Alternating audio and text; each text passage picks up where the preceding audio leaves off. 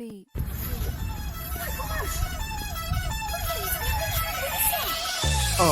In the sky, it's a bird, it's a plane. Flying high, I emerge through the flames. Have no fear, I'm here, so stand back. Melanin activate, the name is super black. In the sky, it's a bird, it's a plane. Flying high, I emerge through the flames. Have no fear, I'm here, so stand back. Melanin activate, the name is super black. Imagine that, a future that's super black. Long as your skin brown, your superpowers intact. What would your powers be? Just hope it ain't super whack. Spatial manipulation, create a portal that's black. Maybe just super speed, time travel to run it back. Or cheat manipulation to keep my spirit intact. As I encounter evils the world face, demons the world makes, I needed the world to stay. Rest in peace to Chadwick, they killed all the Black Panthers. Told us white lies, I still marvel at black answers. Suits in DC, pray it lead to a civil war. It ain't no Justice League, what's the need to be civil for? Propelled like the juggernaut, it's clear ain't no stopping this. The world in grave danger, who can stop the apocalypse? They killed all the heroes, the new ones don't really care. But if you need me, put your fist up in the air. Yeah, in the sky, it's a bird, it's a plane. Flying high, I emerge through the flames. Have no fear, I'm here, so stand back. Melanin activate, the name is super black. In the sky, it's a bird, it's a plane. Flying high, I emerge through the flames. Have no fear, I'm here, so stand back. Melanin activate, the name is super black.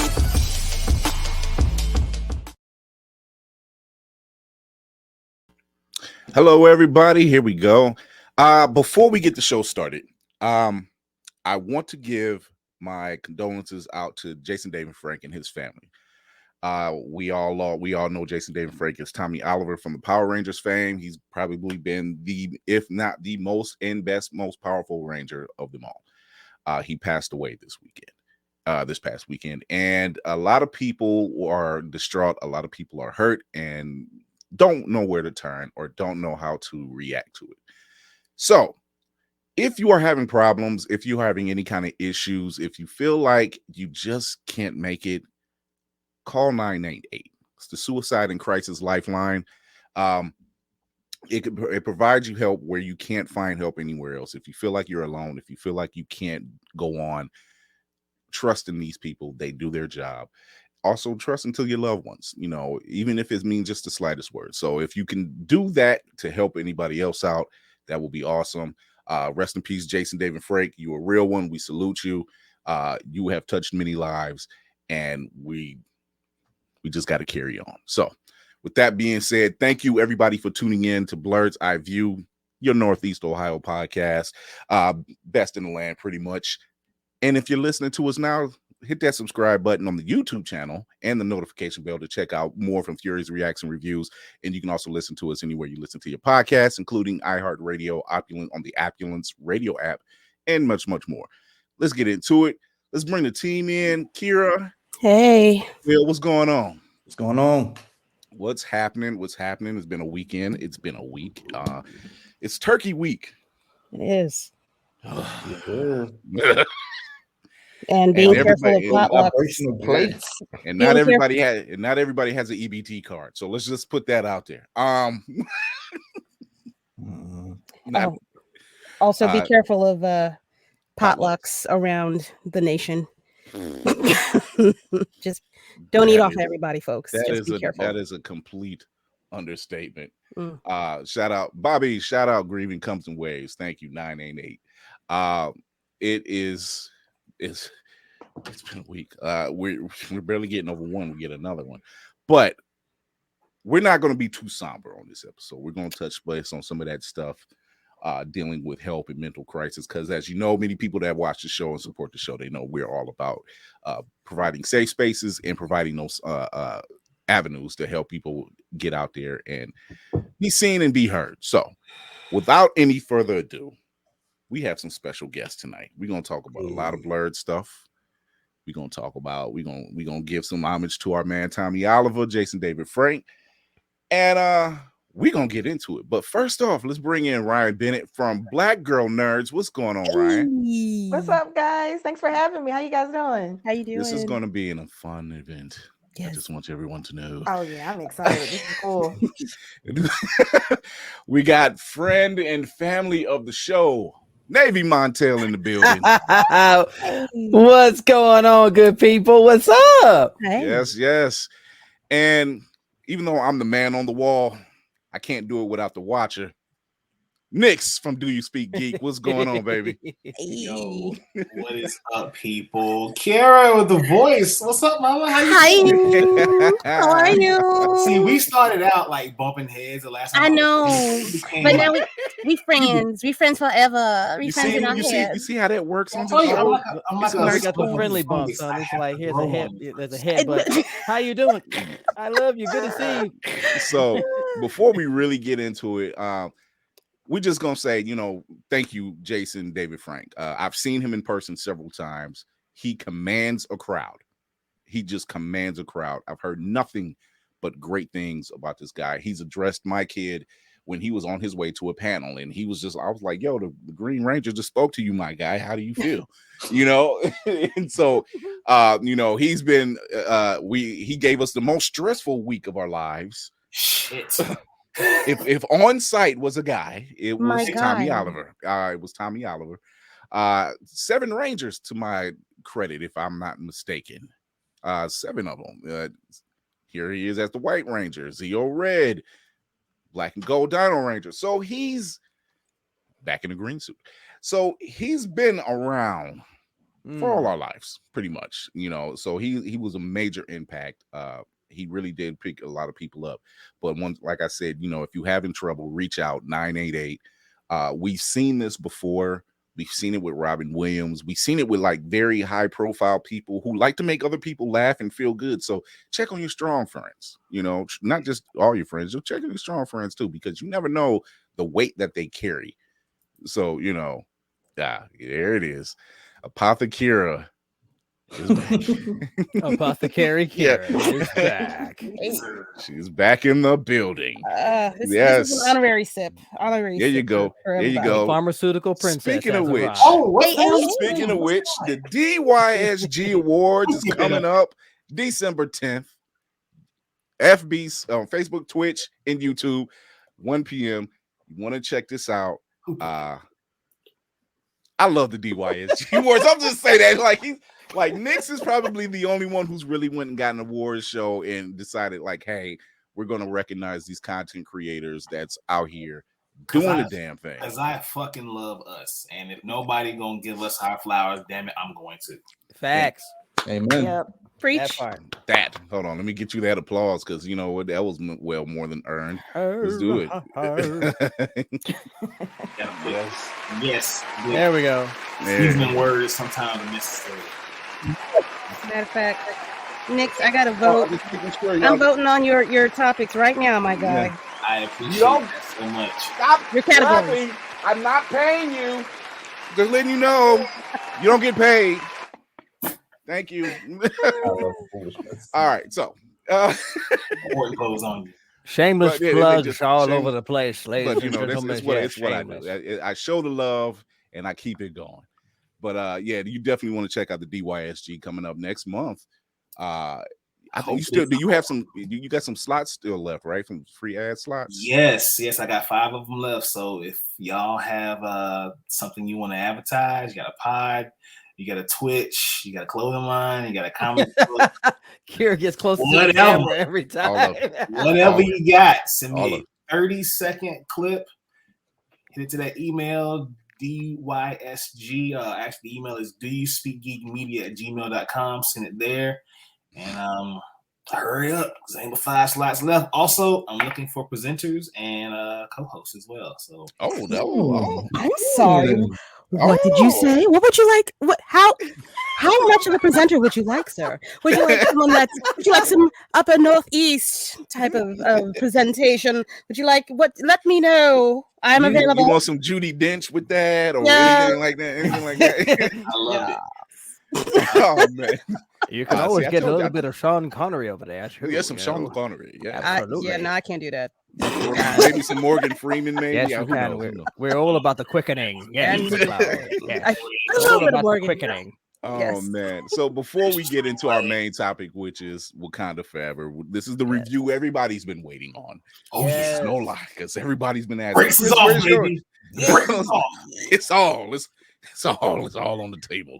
All of it's on the table. Oh, So God. before we get into it, we got a lot of blurred news that jumped off. So I say, why not?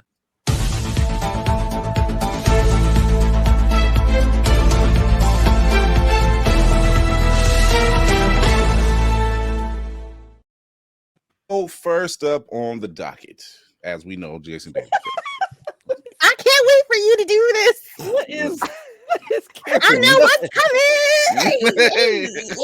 I'm gonna wait. All right, so Sonic the Hedgehog co-creator had been arrested for insider trading. So, in other words, This ain't it. I guess all the coins wasn't in the cards for you, my friend. I guess it just wasn't going to work. Oh, But something wrong. Sir, sir, Wow. we are horrible. I cannot. So he collected all the I rings cannot and turned it into confirm crypto, nor right? deny that I was involved with the gaining of any coins with that. So all the rings turned into crypto and this shit went left. That's all. pretty much. Yeah, that's Dogecoin, right. yeah. Not fast enough to outrun the got it. We already know that we're getting a Guardians of the Galaxy holiday special, which I honestly cannot wait to see. Yeah. How would you have felt if we had gotten a Deadpool Christmas movie? My guy, shut up.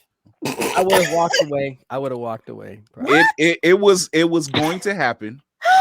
It was going to happen. It was right during the time. It was actually being written right around the time that Disney was acquiring Fox, and Ryan Reynolds had actually written it with the first Deadpool film creator or film writer, and we almost got it.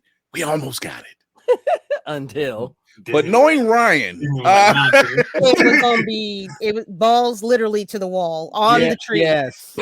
I wouldn't doubt that eventually it's going to come down the pipe. He's I can see the jokes coming from now.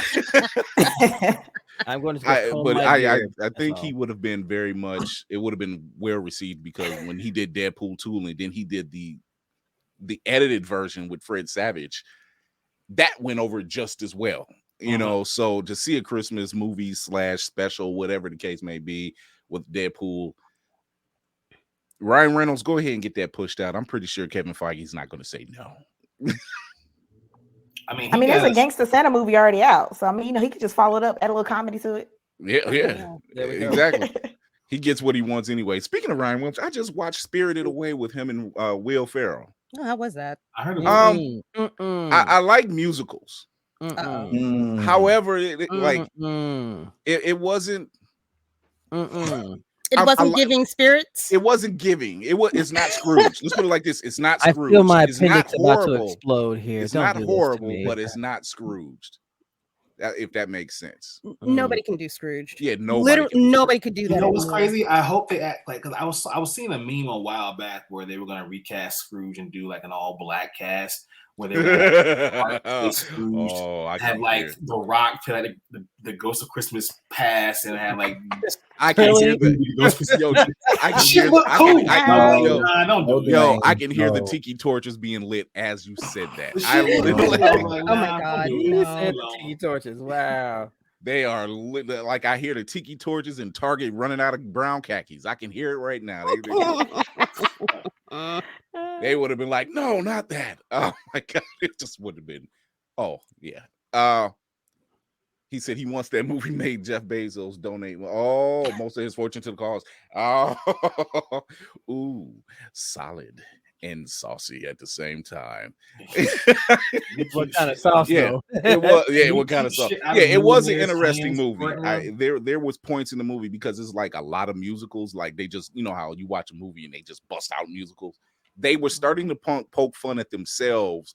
Like, are we doing this right now? Like, we don't really need. Okay, whatever. You know, it was one of them moments that there were several moments where they did it. You know, so it made the fact that they can poke fun at themselves gave it a little something, you know, and it's your typical Scrooged fashion, you know, trying to get somebody to change their life in one night and everything else. So has some twists and turns, a lot of freaking music. Actually, it's a joy watching Ryan Reynolds sing and tap dance with Will Ferrell singing and tap dancing. I didn't think I needed that, but that was weird. So He can tap dance. He can tap sing. dance and sing. Yes. Interesting, isn't it? I don't trust. I don't believe. What can't that Canadian do? I don't know. I'm about to say he's Canadian. That don't count. He got a leg up on us. That can't be claimed no matter what you say. Okay, he's pretty much white Drake and married Blake Lively. I mean, what can he do? Right. Oh man, I am so sorry. First time meeting me, and I'm behaving this way. I am so sorry. That's Nick from Do You Speak Geek? I am so sorry. All opinions and thoughts are those of the independent speakers. Please do not hold this against Blur's Eye View in any way, shape, or form. I use that as I read the fine print. I'm good. I read the fine print. I'm glad she read it because I sure as hell didn't. So the views of our guests are not the opinions of Blur's Eye View and all those associated. Thank you. Void prohibited, all rights reserved. Chris Helmsworth has announced that he will be taking a break or he wants to take a break or walk away from playing Thor again. And I think this came for several reasons. One of the reasons was if everyone's here probably seen Love and Thunder.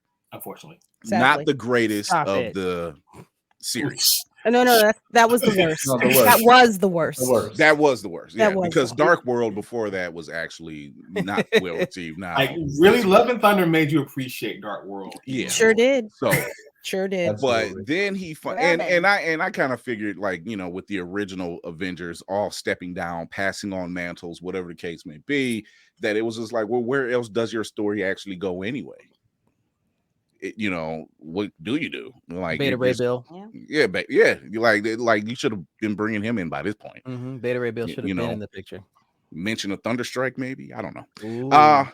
But he also found out, because he does the show Limitless, that's also on Disney Plus, and he just found out that he is 8 to 10 times likely to develop Alzheimer's. Yeah, so that, and it's fact, you know, he's really said he's gonna like take a break from things and kind of get things figured out, and we wish him well. You know, it's not something you wish on anybody because we're not bastards here. I mean, no, I can be a villain. I mean, you know, I take joy in it and all, but not that bad. He's played one on TikTok. So check that out. Chris Fury 1. Wait, hold on. Chris Fury 1. All right, hold on. Yeah.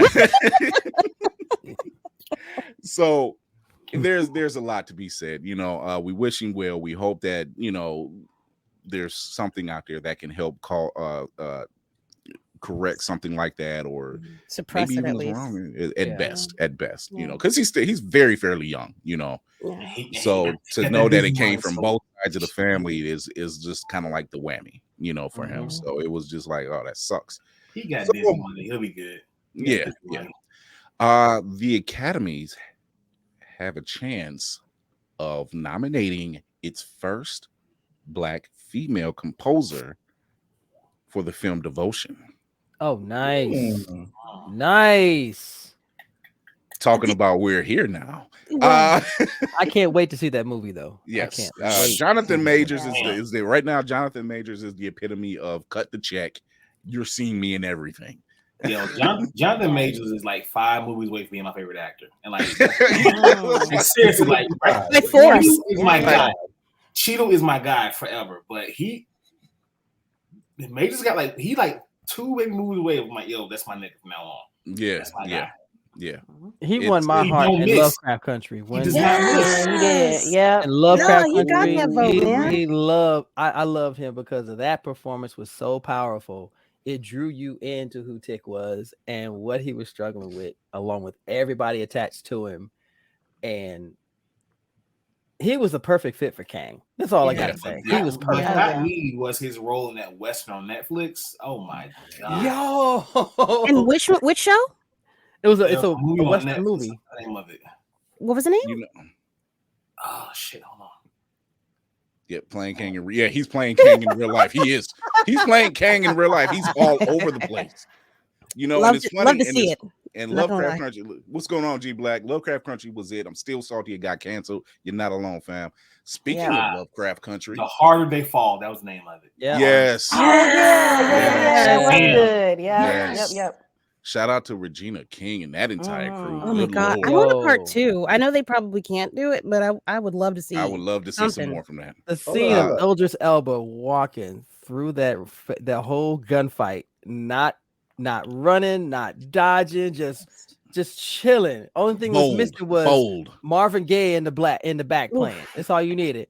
I want you. So, speaking of Lovecraft Country, Yann Dimage, who directed the first episode of Lovecraft Country, is now the director for the Blade reboot. Let's go. Let's hope they can keep him. Let's hope they can keep him. Let's hope they can keep him. Yes. Yes. Good God. So he's already got a couple things under his he's done White Boy Rick, he's done Lovecraft Country, he's done 71. So he's got some prominent things under his belt already. My friend, we wish you luck. Bring it in. Let's do it. But yeah, that's not all that's happening in the Blurred news, but that's the most of what's been going on in the Blurred world today. So yeah.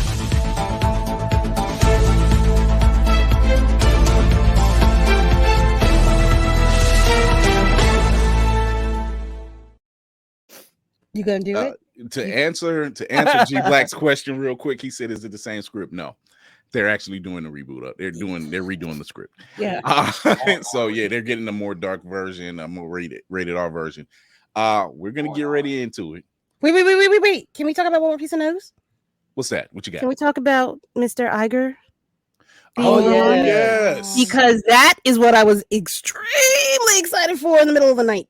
When I saw that come through, but he's not a Blurred. Holy shit! I ain't never in my life thought that man was coming back. He's not a Blurred. So he's not a Blurred, but he provides us the Blurred content that we need. He's a ream of paper. Okay. Is it David Iger? Right? I think it's yeah. I think it's Dave Iger. No, it's Bob Iger. Bob Iger. Yeah. Yeah. He's back. Who would have thought he would be coming back to run the show over at Disney? Thank fucking Christ. They had like a 37% drop and everything, and I'm like, oh, that could be a variation of things, but at the end of the day, they kind of look at you. Yeah. So yeah, he's back in the saddle, and I guess the ship is being corrected. The course is being corrected on a lot of things. So. And my stock went up as soon as they announced it. Oh, I'm gonna say stocks are up. Yeah, they just reported that. Stocks up. Baby.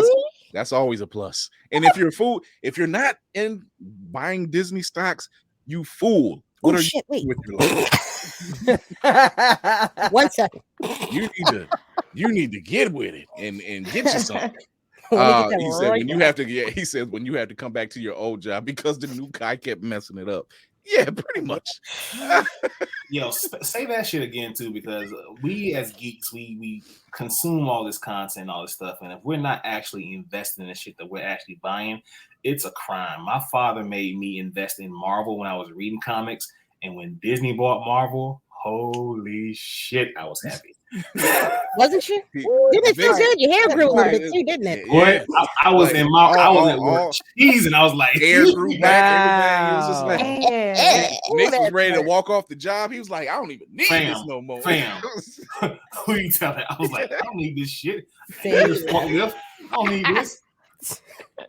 Just like us, ain't it? It's just like, put some respect when you call my name. It is Mr. Chauncey, okay?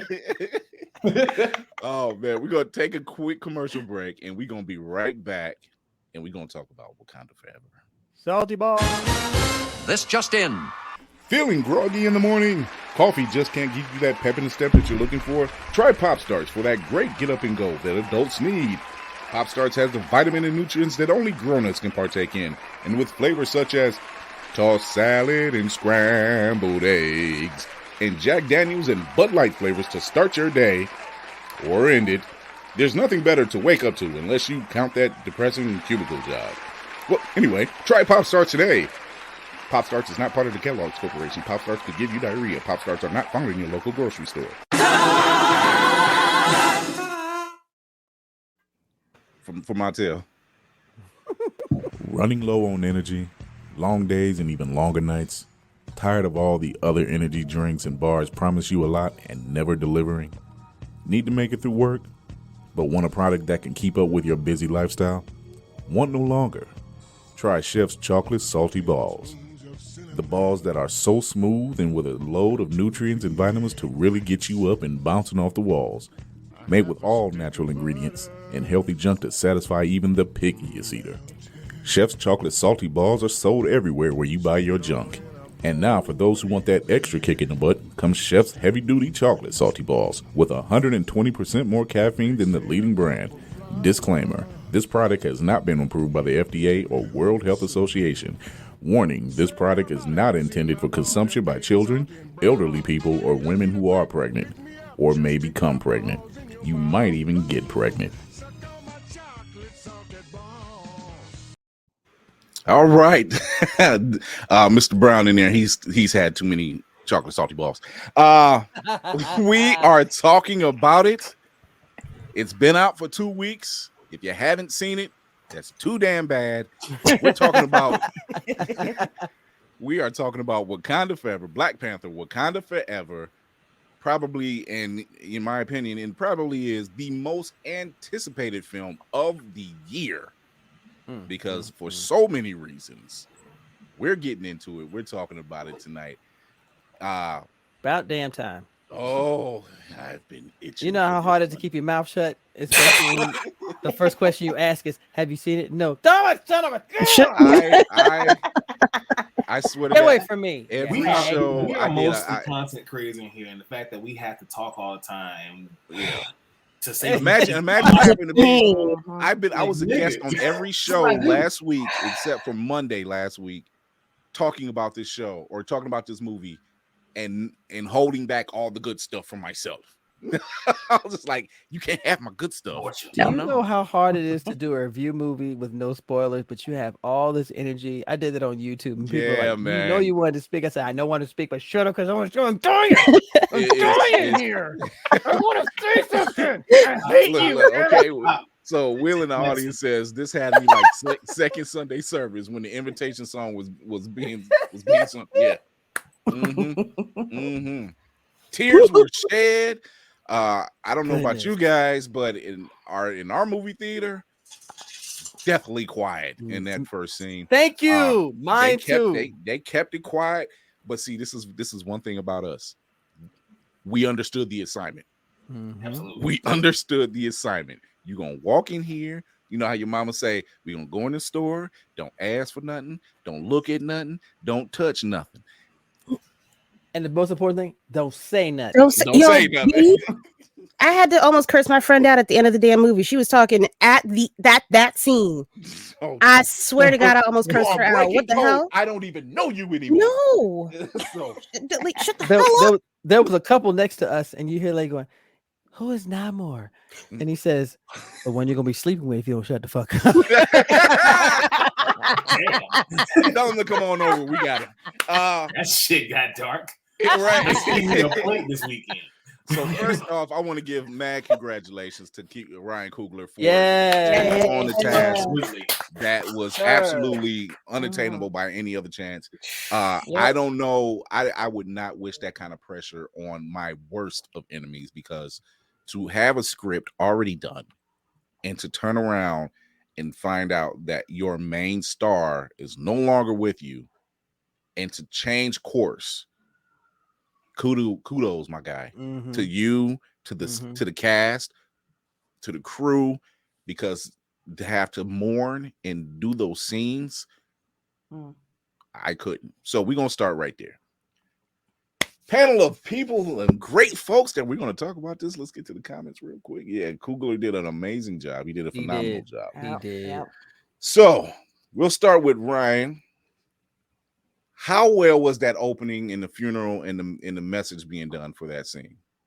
Oh, too well, because I was tearing up. It was too well. And like you said, it was so quiet. We understood the assignment. Nobody was saying anything. Like you could hear a piece of popcorn drop on the ground. It was so quiet in the theater I was in. And just to put him in the title sequence of Marvel. Like they brought it all the way home. Like I was like, oh no, please tell me. I don't know if I'll make it like 2 hours and 30 or 40. I was like, I don't know if I'll make it. I don't know if I'm gonna do it. I was snot tears. Snot tears. I was done. Exactly. As soon as they got to that, With the that was bubble. a wrap. I was in a white suit and I was crying like a baby. You kidding me? She was in there, Viola Davis crying. Jesus. What'd you say, Biggs? She was Viola Davis crying. Oh, yes. It was bad. No, my friend she had a box of a brand new box of tissues with her, and they were halfway gone by the time the rest of us got out of there. Wow. What about you, Will? Hey, listen, I'm a sucker for sound design and sound quality in general. The fact that the whole title card played, there was absolutely no sound.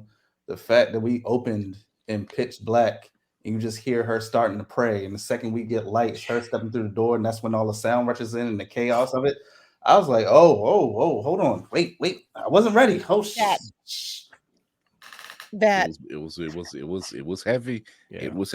I was wearing war paint and could not afford. I had tissues on me, and I'm like, I can't cry. I got war paint on. I'll be smearing it all over my face. I fought tooth and nail. For fans that know me, folks that know me, they know like it's behind me, it's around me. I'm like, yo, this was not an easy task. This was not an easy pill to follow. However, it was, in my opinion, the best that they've done because they really tapped into the emotion of that scene with Shuri in the lab and struggling and trying to, and when they say the lines that he told her, and it was almost too late. So now she's rushing to find out. That's how fans felt when Chadwick passed. They were just like, no one knew. No one knew. He kept it secret. So to use that and convey it in such a way that emotionally you felt it, spoke volumes. These scenes, it's hard to see this image because you felt everything in that moment. Everything. I think what really helped it for me is to see the village dancing, celebrating, the celebration, and that took the edge off a little bit because as you know, when you have that death, there's a lot of mourning and there's crying and there are people snotting and everything, and however, it just makes it better when you're in a better place. And the beginning fucked him up for real. And I have to say, I gotta pay homage to them for how they wrote the beginning. They didn't come up with some convoluted reason why he's no longer around. They didn't come up with some superhero-esque reason why T'Challa's no longer here. They kept it so real world that they had Shuri trying to fix a medical issue that was too late. And you felt the urgency in her as she's trying to find the solution, the antidote, the serum to fix him until she got the word. And when she collapsed, everybody collapsed. It's just like, wow, this is real. The surreality of it it's really real. Right. Moving on, and I'm putting respect on this woman's name. Queen Angela Ramonda Bassett. Wow. The scene she does in the UN.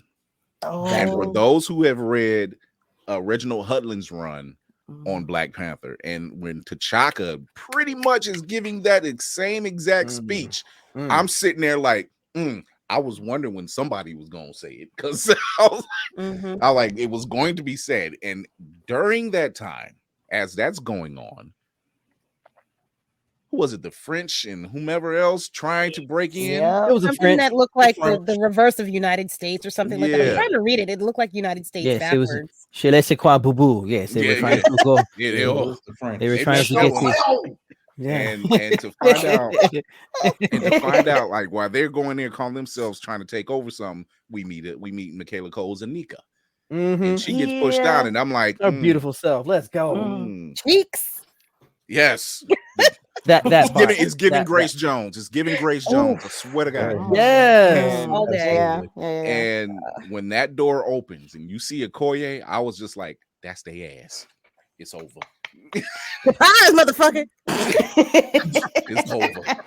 And then that wig comes off. He's like, ee! I was like, oh yeah, it's a wrap. It's a wrap. And Ryan, what you think? No, in between though, like the ass kicking, it was the part for me where she's like, "Where's your spear?" That was the part for me.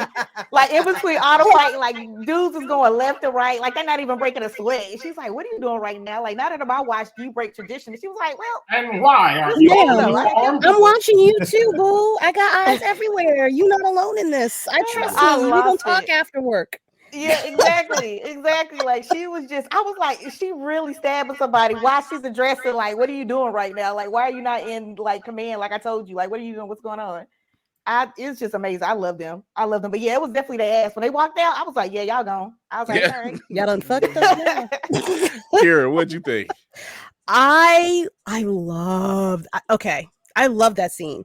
I love the surprise of them popping out of the dark, out of nowhere. I don't know how far into this I can go because I want to talk about them outfits. I need to, we're gonna cover the outfits. Okay, I'm gonna hold it. But yes, all that, boo. Talk about all that. I'm hungry for the plates that we're serving. Yes. What you got, Montel? That scene, I already knew that there was, you have to start introducing the villain in this. And of course, the way the Dora Milaje came out, spot on, amazing. Absolutely amazing. Because one, the Dora alone remind me of Woman King. Yes. Yes. That's where they said they got it from originally. Even the original creator of Black Panther, or the Dora, I should say, they got it from that tribe. And just the fact that they came out and just displayed it so well. They didn't dumb it down like their presence was just going to just minimize. No, they let them ladies cut loose. Absolutely straight loose. I do love when the doors show up. Nix, what you got? Man, if I love the part that Ryan pointed out as well too. It was giving Squidward like, and why aren't you in uniform? Why aren't you in your uniform? Like, I'm handling business like y'all. I ain't got the spirit. Where's your spear? I'm being effective. I'm not just sitting. But yeah, when they came out them shadows, this is the moment we knew they fucked up. Yeah. Somewhere John Walker was sitting back finding out about it. He was like, I could have told them this was not going to work. Had you just asked me. Watching the satellite holding his arm like, oh shit, they gonna take it off. all again. Will, what you think? I just want an extended cut of once they drop old boys off in the UN. Dude, it's like his be happy we ain't killed these fools. It's that right here. To be happy. And they storm out. Like, I want to know what's the conversation. Everybody else just turn and look at France. Like, really? Yeah. Really? They all looked at them like they were looking at us to start the trouble. And here it is. It was y'all. French, we already don't like y'all anyway. Okay. No, y'all ain't. We ain't cool. We ain't cool. Y'all. If I could go back though, the scene with the door was amazing, but Angela, god damn it, she is something else to watch on that screen during that UN scene. Like literally every scene she was in, stolen. She's a like even with her even her being in the water, I was like, God, why? Damn, Angela, like every scene. You snatching every scene. And somewhere Courtney B. Vance is like, I am the most blessed and lucky man right now. You don't yes, ever you have are, to my guy. Yes, you are. I envy Courtney B. Vance. Because yes, every scene, Courtney's like, hello. Yes. Yes, Baby, Y'all ain't broke up yet? I'll be ready. I'll be ready, baby. Just come on home. Damn, Will and Jay. I want Courtney. Courtney B. I want Courtney and Angela. This is some action, right? But yes, every scene. You know that what? Miss Bassett, brown chicken, brown cow, the Wakanda edition. She commanded those. She commanded that scene. She commanded every scene she stepped in. Every scene. Everything. That is what you call top tier. That's exactly. But we all know that academy is gonna rob her ass again. Yeah. So let's touch on her academies. 74 nominations, if I'm not mistaken. Up. Shut up. And only 21 wins, and none of them are the academies. Yeah. Oh, that's ugly. That is ugly. That is. Oh, that's unbecoming of a lady. What is that? They don't want to recognize our greatness. They want to recognize our strength. They don't want to recognize our prowess, which is why on December 10th, the DOSG Awards. On it. Shameless plug. I love it. No, wait. Facebook, Twitch. I like that though. That was smooth, dude. That was good. That was good. Yes, right. Exactly. But see, and it was very much reminiscent of when Cheryl Lee Ralph had just recently won her award, for being now on Abbott Elementary, and I'm like, wait, she's never won at all. Crazy, right? Nope. Yeah, I was shocked too. I'm like, this woman has been on Broadway. She's been acting. She's a singer. She should have had an EGOT by now. Yeah. Exactly. Yep. Absolutely. So when I had two by now. two at best. So when I when I was checking out Angela Bassett's bio on her, I'm like, y'all didn't get this woman an award yet. She got nominated for What's Love Got to Do with It, but still didn't win. Wait a minute. Wait a minute. Who beat her out? I'm gonna look this up. I can't remember who beat her out, but she was. I'm like, I bet it was Meryl Streep. I bet you it was. I wouldn't. I was just thinking that, but I didn't want to voice it. I really did. It was Meryl Streep. I put good money on that shit. So say your name. We've gone from Meryl. I'm out. We've gone from the UN introduction and the powerhouse scene there. But then we get these moments with Queen Ramonda and Shuri, which I love. I know there's an extended edition coming out. I already know it. I know this. There are scenes that they definitely had extended on, and I'm guaranteed. I stand by it like blue magic. I stand by it. Chris, who are you talking to? Who you been talking to? Yeah. I stand by it. I'm talking to you. This scene. All right. This you ain't is got to name names. this scene. I stand by it. No names. This scene, I would love to see that scene more touched on. The scenes between Shuri and Ramonda, because when they go out to the beachfront, they're talking, and she's trying to bring her down. She's trying to. You've been mourning. It's time to let go. It's time to, kind of address it. And you never really got a lot of these moments before, and it was nice to see this between a mother and daughter, and to have these discussions. And she's teaching her, she's telling her, she's like, there are still old ways that must be addressed. There is a way to kind of go forward and still do this, because as we all know, Shuri's all about tech. Shuri's all about the now and the future.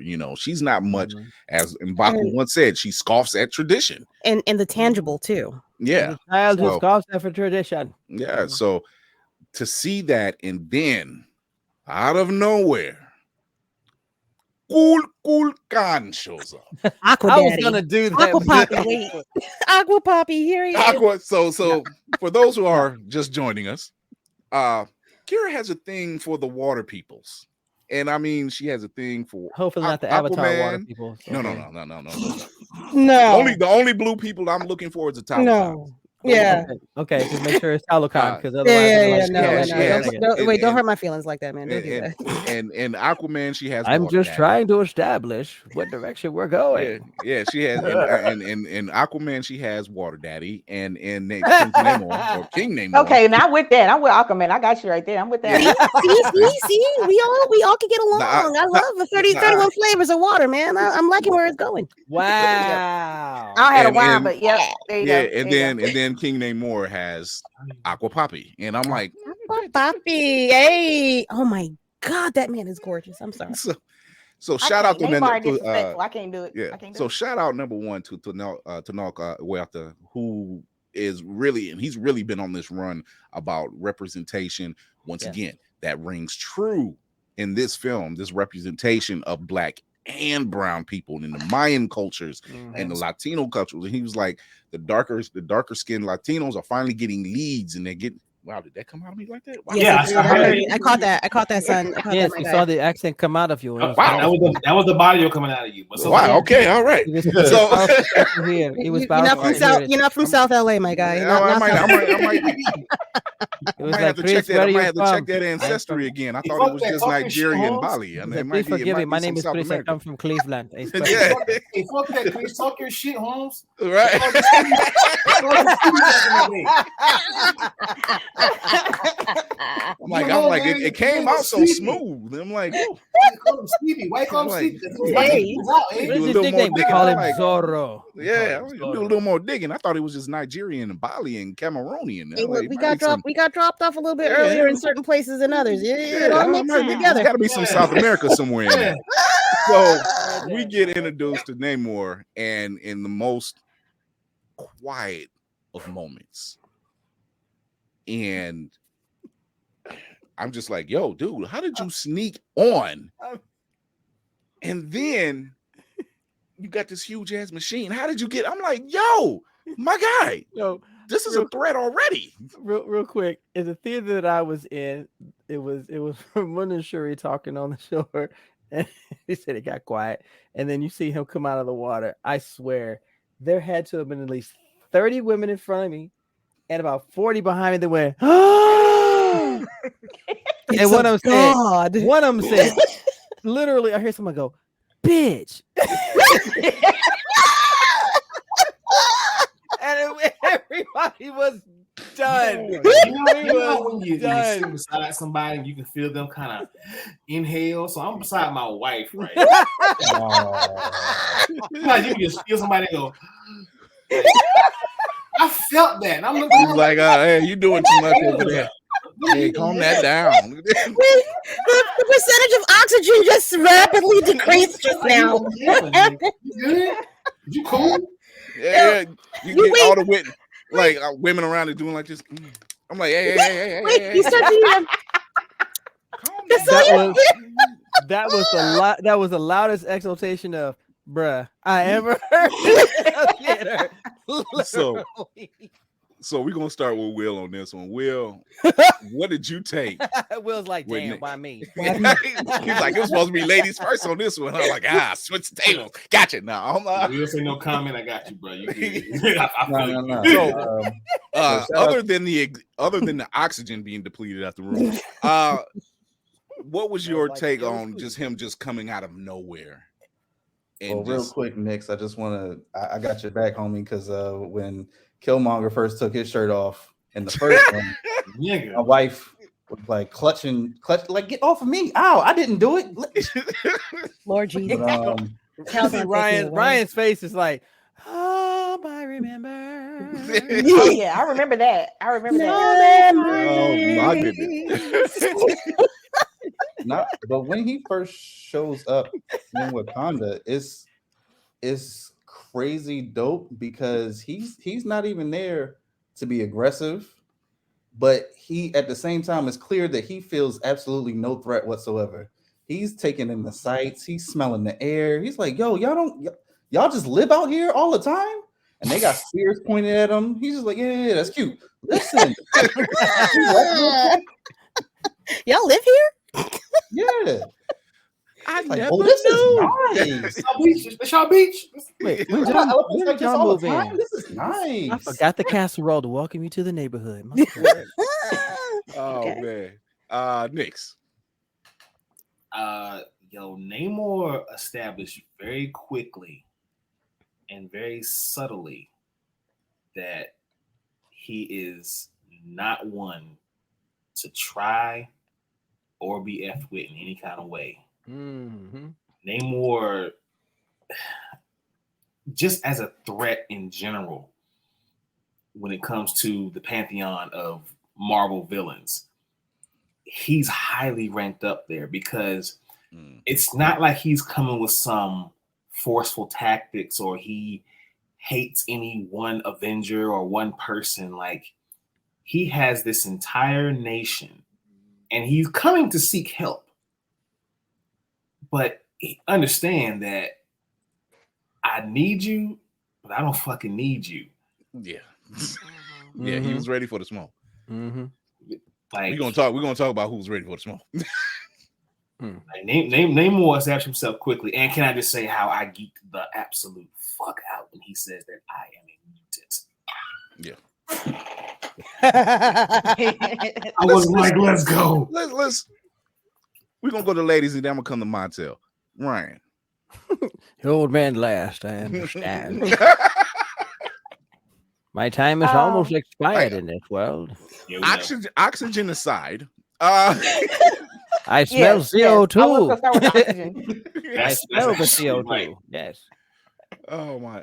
No, Neymar was just straight gangster off the top. Like when he dropped that helicopter, I said, "Oh my god!"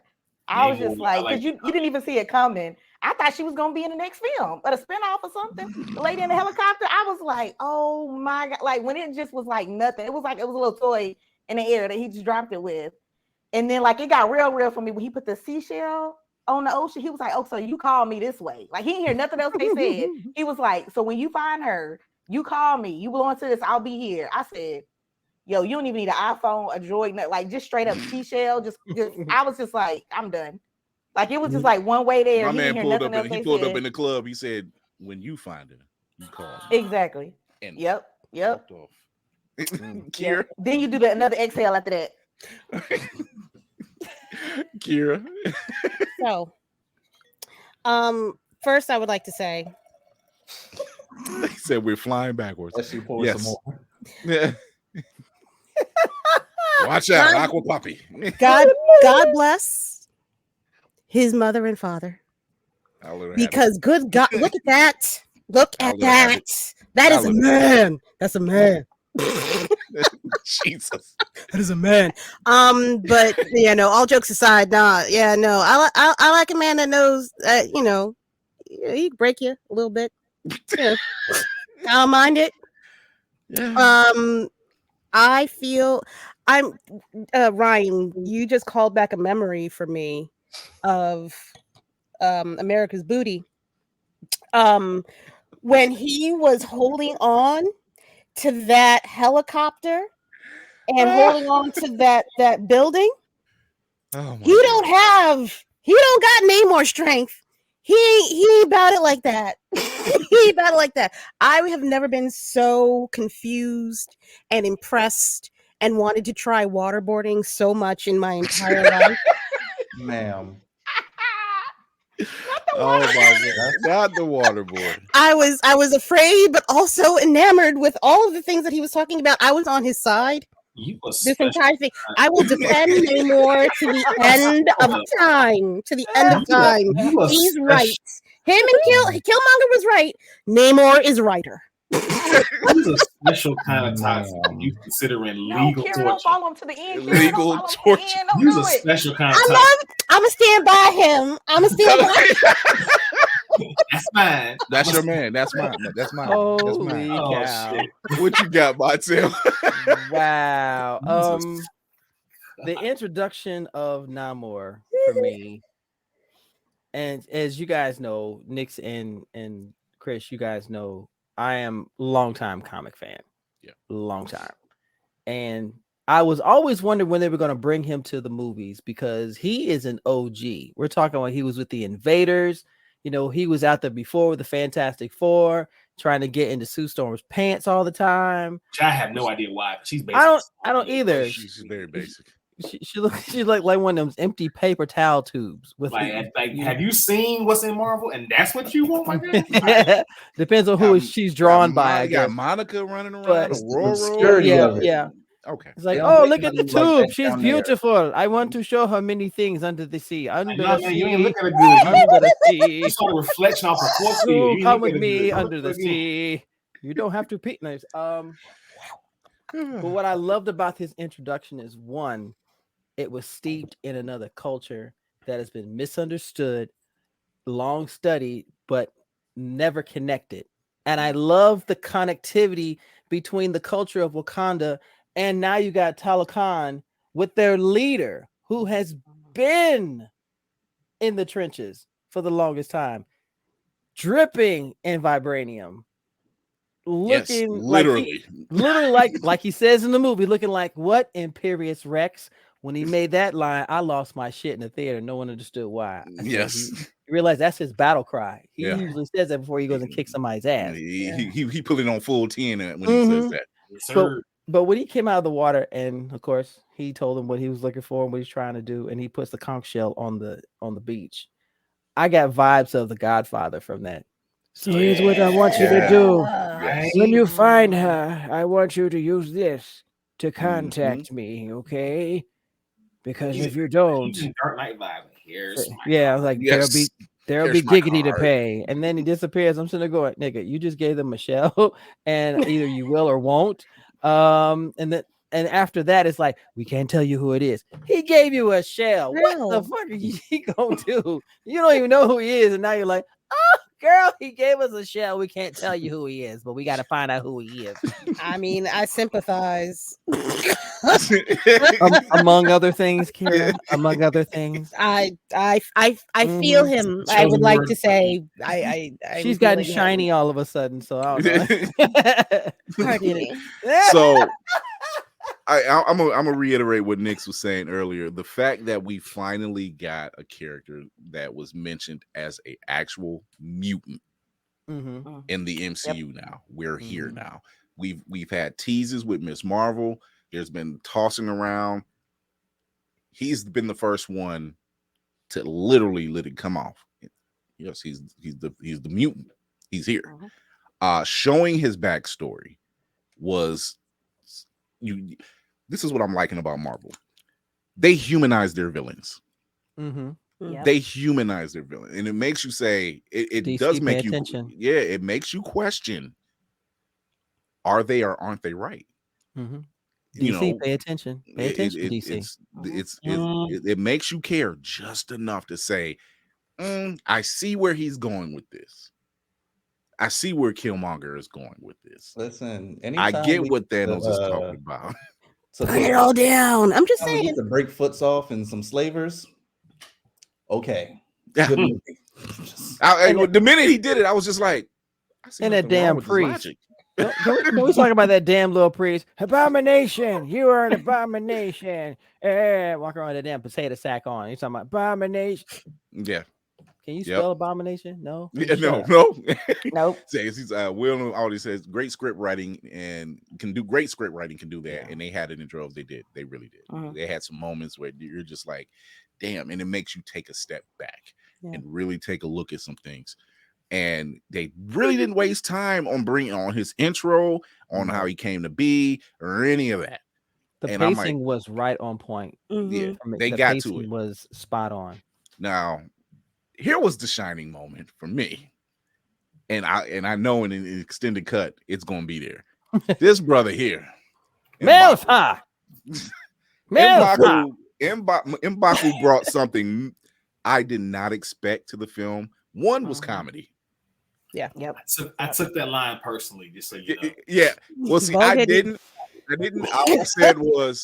All I said is when he said it, I went like, ooh.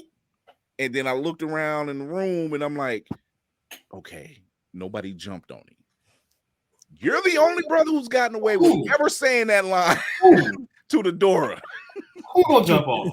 You bald headed. Like the minute he said, "You bald-headed demon," he was like, "So the fish man is go by the Wakanda perimeters, and if it was me, my people were on there. They just had been on the pike."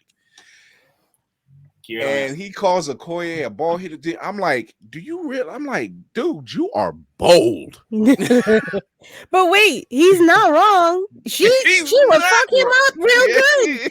She on demon time for real. She would tear his whole body up. I'm like, yeah, I agree with William. That's the line that modern day brothers right now. That's how you get shit thrown at you. You better not. Look, What'd you do, man? When I called her bald headed, I said, "Stop right." I said, "Somebody come knocking on my brother come knocking on my door. What you doing?" Like I called her bald headed. I'm gonna stop you right there, man. I'll let you sleep in the car because I can't let you in the house. So you bald headed demon. Meanwhile, as we're reading his eulogy, right? But he provided something, guy. you know, next to the comedy that he was providing in the film, he provided something else I didn't see coming, and that was counsel. Mm-hmm. Yeah, sound counsel. It's very sound counsel. Mm-hmm. And I said, I like what they're doing with this character. As a matter of fact, I like how they're taking the history of all these characters in the MCU, and they're tweaking them just enough where it makes sense. And it's not just always a villain, it's always a bad guy and always something. There's just a difference of opinion. You know, and that's what it is with the gorilla tribe, the white gorilla tribe, and with the Wakandans. It's just a difference of opinion, you know. And when he provides that counsel, I'm sitting back just kind of like taken aback because I'm like, yo, dude, you normally for all the smoke, and here you are at the funeral for T'Challa, backing him up. But here you are in the council. If speaking sense. If you look at when Black Panther came out, we didn't get a lot of history about the Jabari tribe. Exactly. All we pretty much got is how M'Baku presented himself and how he ruled his tribe. But the way he carried himself, you could look and say, this brother, you could sit down and have a conversation with him, and he would throw all types of knowledge and a way for it to come out. And it came out here. And I said, this is the other half of the book that we were starting to read. Now we've gotten part 2. Let's go. Yeah. And I love how he said that. He was like, what, did you think we didn't have books? You know? And they all I'm like, he's got a point. He might get a man the floor, you know? If you're not reading the new series Wakanda, pick up issue number 2. M'Baku shines in that issue. Yes.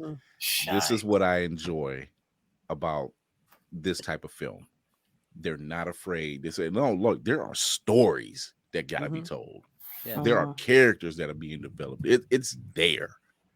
And when you tap into it, it makes you want to see more. I can't wait for this extended Blu-ray to drop. Because it's there. I feel like he's flexing because he knows some shit that we don't know. You know it. You know he knows something. Look, there were scenes from Black Panther that I've seen on the extended cuts that I'm just like, yo, I would have loved. There's a scene at the end of Black Panther when T'Challa and they're going into the UN at the very end of the film, and what is his name? Martin Freeman's character. I can't think of his name right now. Ross. Everett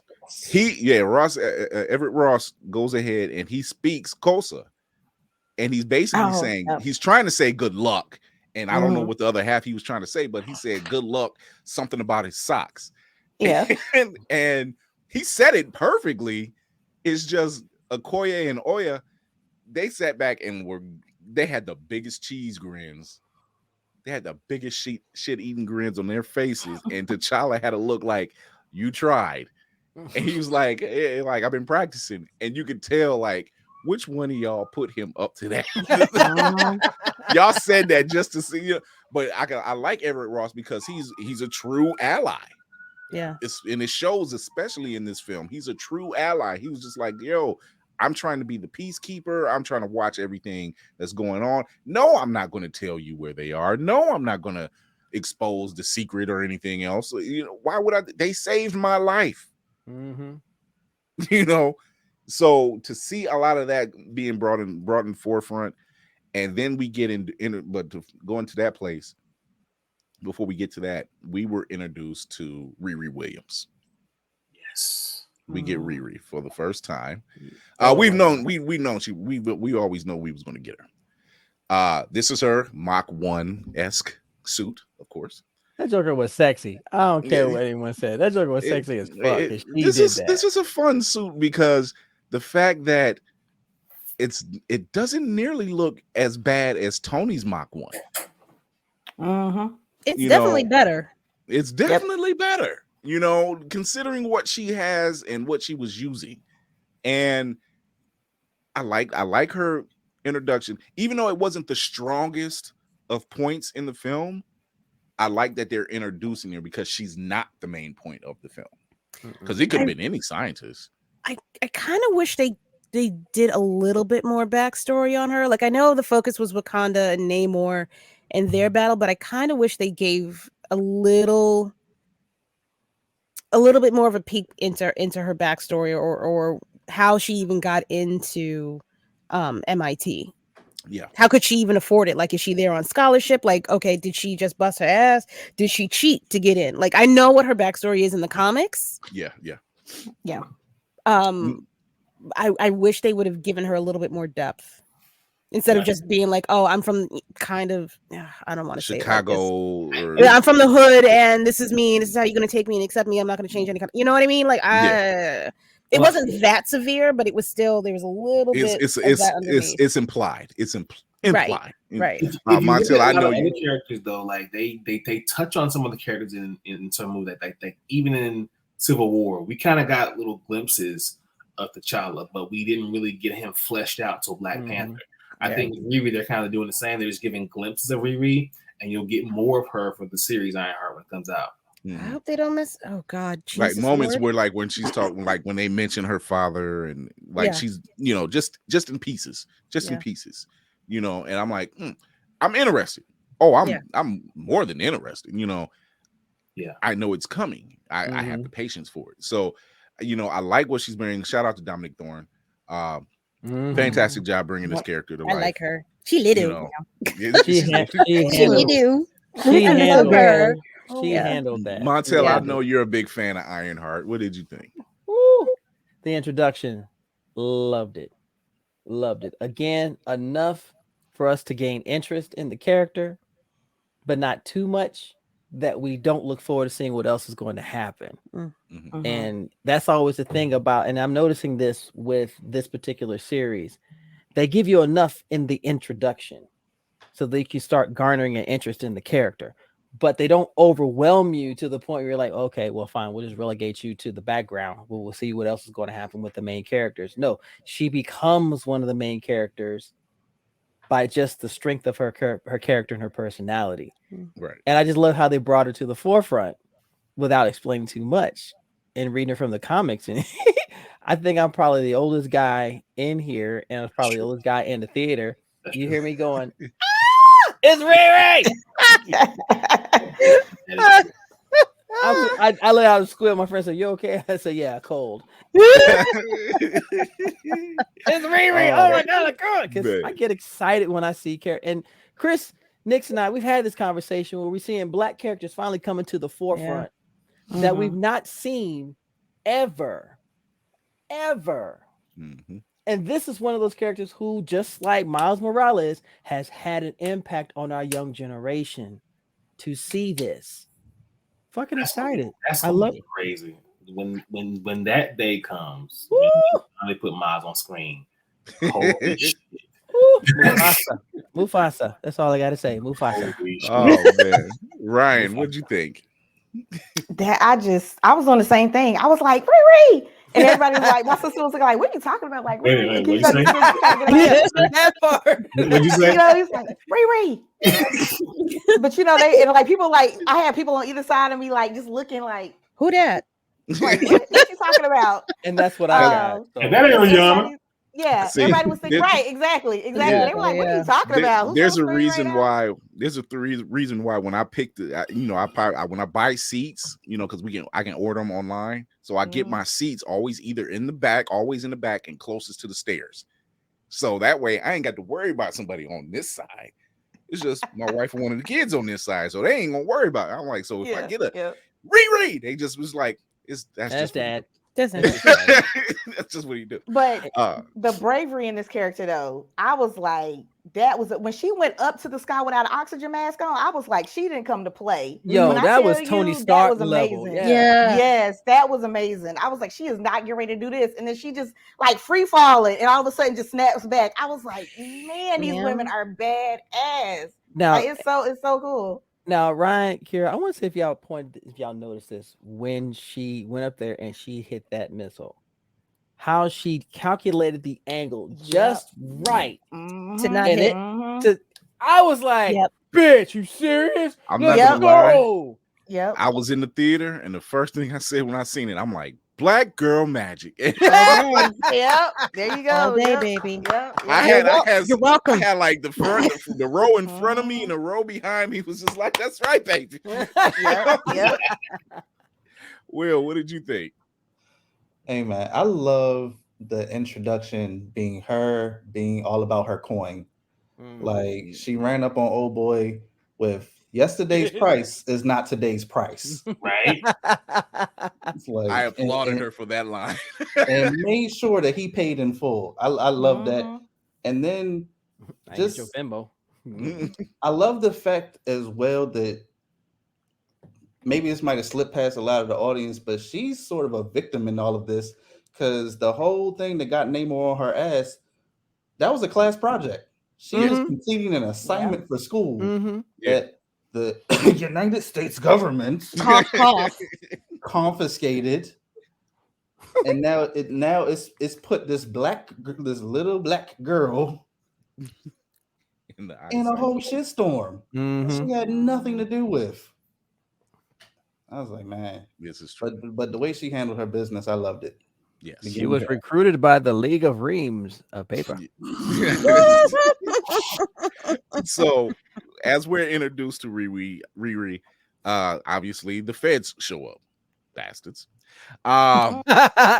So there's a big chase going on, and always, Sherry goes her way, Riri's going her way, Okoye's doing her thing, and she's tearing up the car. It's Okoye.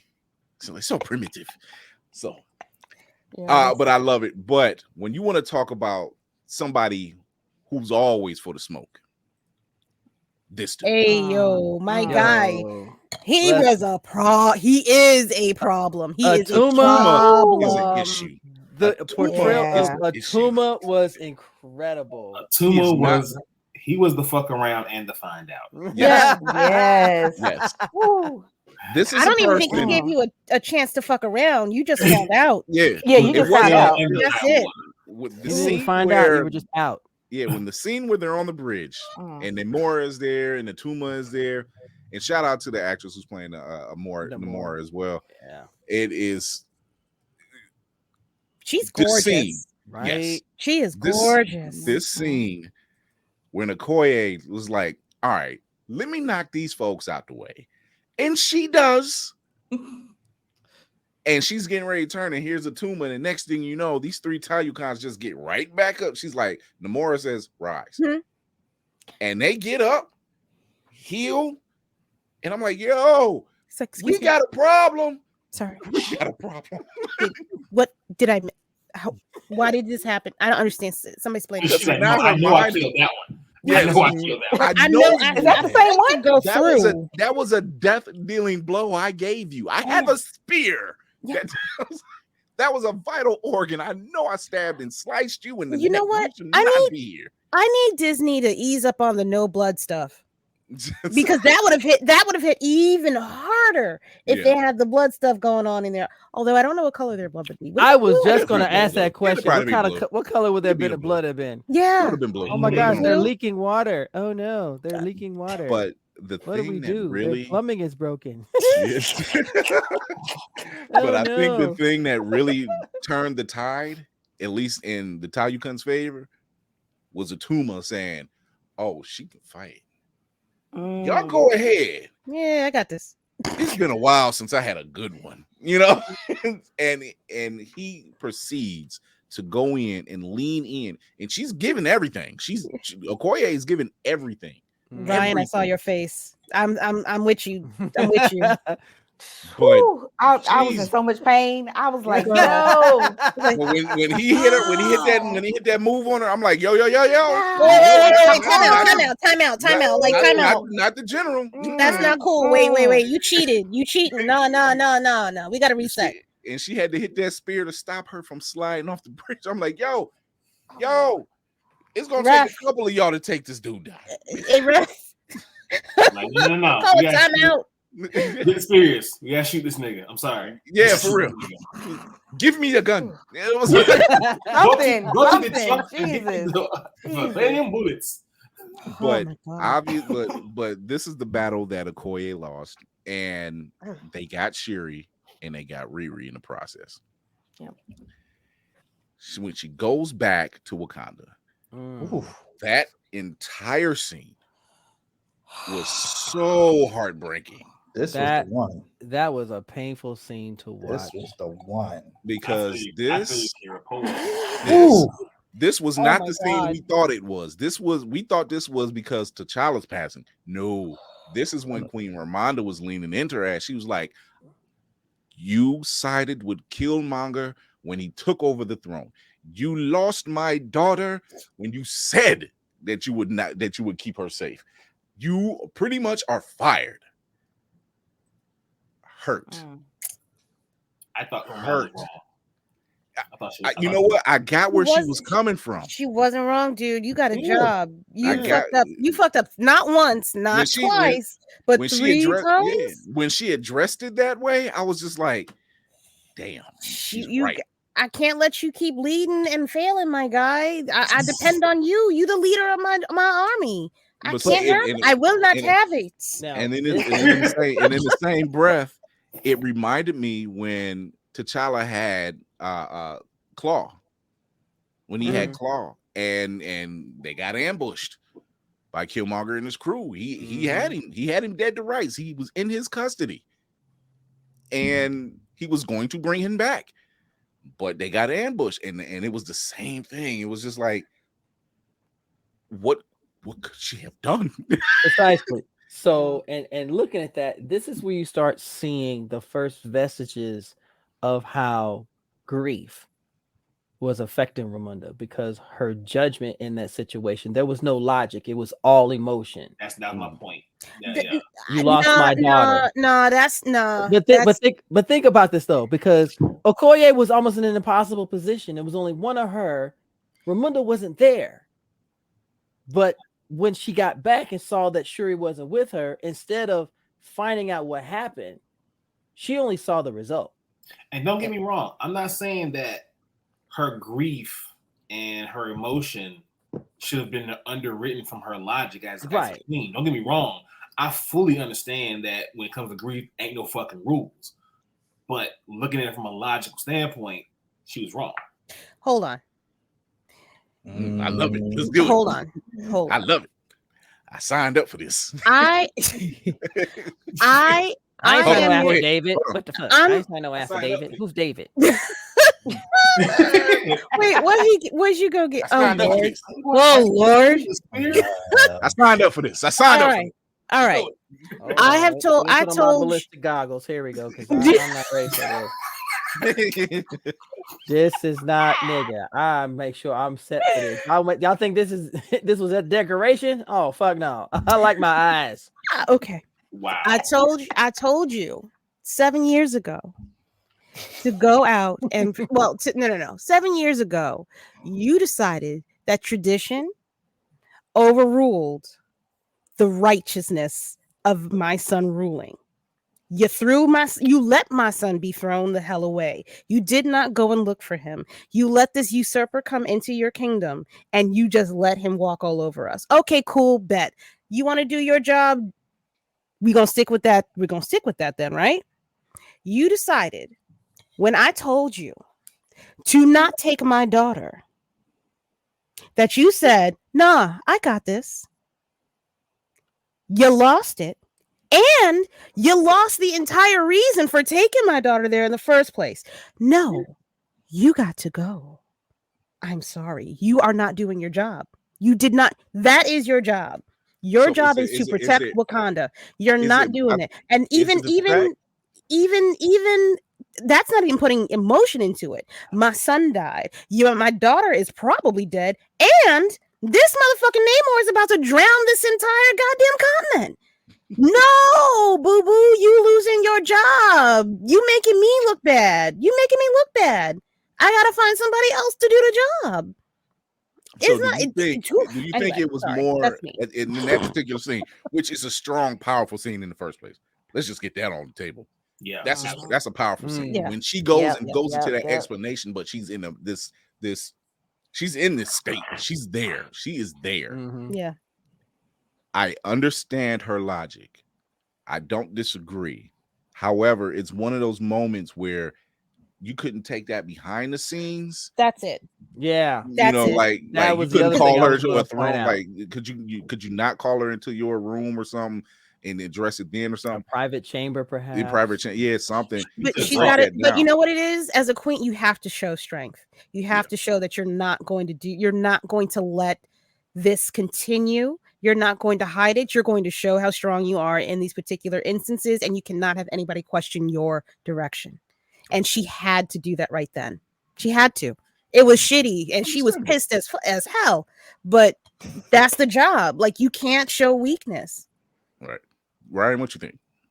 Oh, she was sick and tired. She was tired. Like she wasn't gonna take that to the back. Yeah, she had that look on her face. She wasn't taking that to the back. She was tired. She was like, "Look, this is my daughter. I don't know what y'all got going on here. I'm losing everybody left and right." When she got up off the throne, I was like, "Oh, here we go." Because everybody, she was getting like, Okoye was just looking around and nobody was saying anything. Nope. And I was like, "Oh boy, she pissed To now." be Like, she alone holding on nothing an back. island. To be Yeah, alone. but you on know an who island. didn't help? That councilman that was like, "Are we being a little too hard on her?" Because then she like, well, her man is sitting over here in my kingdom, mine dead, but her man sitting over here. I was like, "Sir, you was not helping. You're not helping. Be quiet. Like, not at all. So at they all. You're mentioned- not helping." Yeah, like without mentioning I can't Wakabi, defend I'm that. like, Yeah, he kind of spoke up at the I'm wrong like, time on that I'm one. like, you know, Wakabi. I don't even think she's dealing with Wakabi at this point. Like, he had Right. a whole rhinoceros sicked on her, and the rhinoceros was like, "That's mama. Have you lost your mind?" Mhm. You know. Will, what'd you think about that in particular scene? What hurt was when she cried. That's what got me. But what'd you think about that scene? That was the Oscar moment for me. Because For both of them. You talking about she when she brought up Wakabi, she's like, at least she can still go see Wakabi. Where's my husband? I was like, oh no. Oh, That part. it got that worse. Part. I was like, it was like, Tell me. say nothing. That was it. Literally was like somebody moving a full cup and hoping not to tip it over until you hit that crease in the table. They go, Geronimo. And that's what it was. Everything just spilled out. It was just like, fuck it. I don't even care anymore. You out of here. I was that I don't know. I don't mean to cut you off. I'm sorry. Go ahead. Please, by all means, go ahead, my dear. By all means, cut me off. Continue, please. No, never. Like that for me, talking about Oscar moments, that was the scene that let you know nothing and no one is safe from loss in this entire movie. Y'all are everything is at risk. Everything is at risk. Anything and everything that you felt comfort with is gone. Yeah. Now, prior to all of this, when we get that introduction with Riri and we have Okoye and Riri going into the room, great scene. Number one, just funny, just a funny scene. You could leave me the here. fact that she's talking about the ash on her head, and I'm like, what's wrong with it's not? I'm like, these sisters are dressed to the nines right now, and you're talking about. I'm like, yo, okay, all right, you're talking about the ash on her head. I think she looks gorgeous. And I'm not saying that because she could kill me with a look. I'm just saying. Oh, that scene. I jumped ahead. My bad. I'm sorry. Yeah. So it's just I didn't know Shuri can make the tracksuit look sharp. I'm like, this I had an 80s flashback from that one. Yeah, so it was I'm a plain sorry. looking suit, but yet I'm like, it was definitely giving cross colors. Yeah, all exactly. I kept hearing is it was giving a vibe. It was giving a vibe. I heard Slick Rick in the back somewhere going, "Hey, young world, yeah, hey, young world." That's right. I show how old I am. It was a strong scene. So obviously, Riri and Shuri have been taken by Namor's people. Mm-hmm. We get to see Talokan underwater. Beautiful. Namor took Shuri down to the valley. Yeah. Talk about cinematography here. The design team who did that, massive kudos. It was a spectacle to behold from every aspect. That underwater kingdom look. Because Atlantis was beautiful, but damn, They knew what they were doing. They had this has been planned for so long. When didn't he say that Ryan Coogler, he said that he wanted Namor. He called dibs. So this is over. This is well over 10 years in his head. Well over 10 years in his head. He been wanting this, and it was. I'm like, I'm no lie. As I'm seeing this, as I was seeing the whole underwater city of Talokan, and I'm just the like grand tour. I'm like, Avatar who? I'm like, Sir, please send that back. Say it, Ryan. Go ahead, Ryan. She would have said that's not cooked enough for me. Sir. I was nervous. I thought about it. I was nervous. I was like, this movie went like 9 years for this Avatar movie, and I was like, they had one scene, with the vibranium sun. I was like, I was done. Oh, dude, that was fire. Did you hear the news about how he has to? So he has a budget that was like so massively big that this sequel has to become the third or fourth largest grossing film ever in order to break even. It ain't happening, boo. I'm gonna let you know that ain't How do you put yourself in that position? Yeah. This is gonna be a problem. It's not happening. I'm not paying money to see that. I wasn't interested in the first place with the first one. I'm like, really? Here, let's inject white people. Now you're talking about blue people. I'm not interested. Like, how do you put yourself in that position the way you have to become a third gross? Because of James Cameron.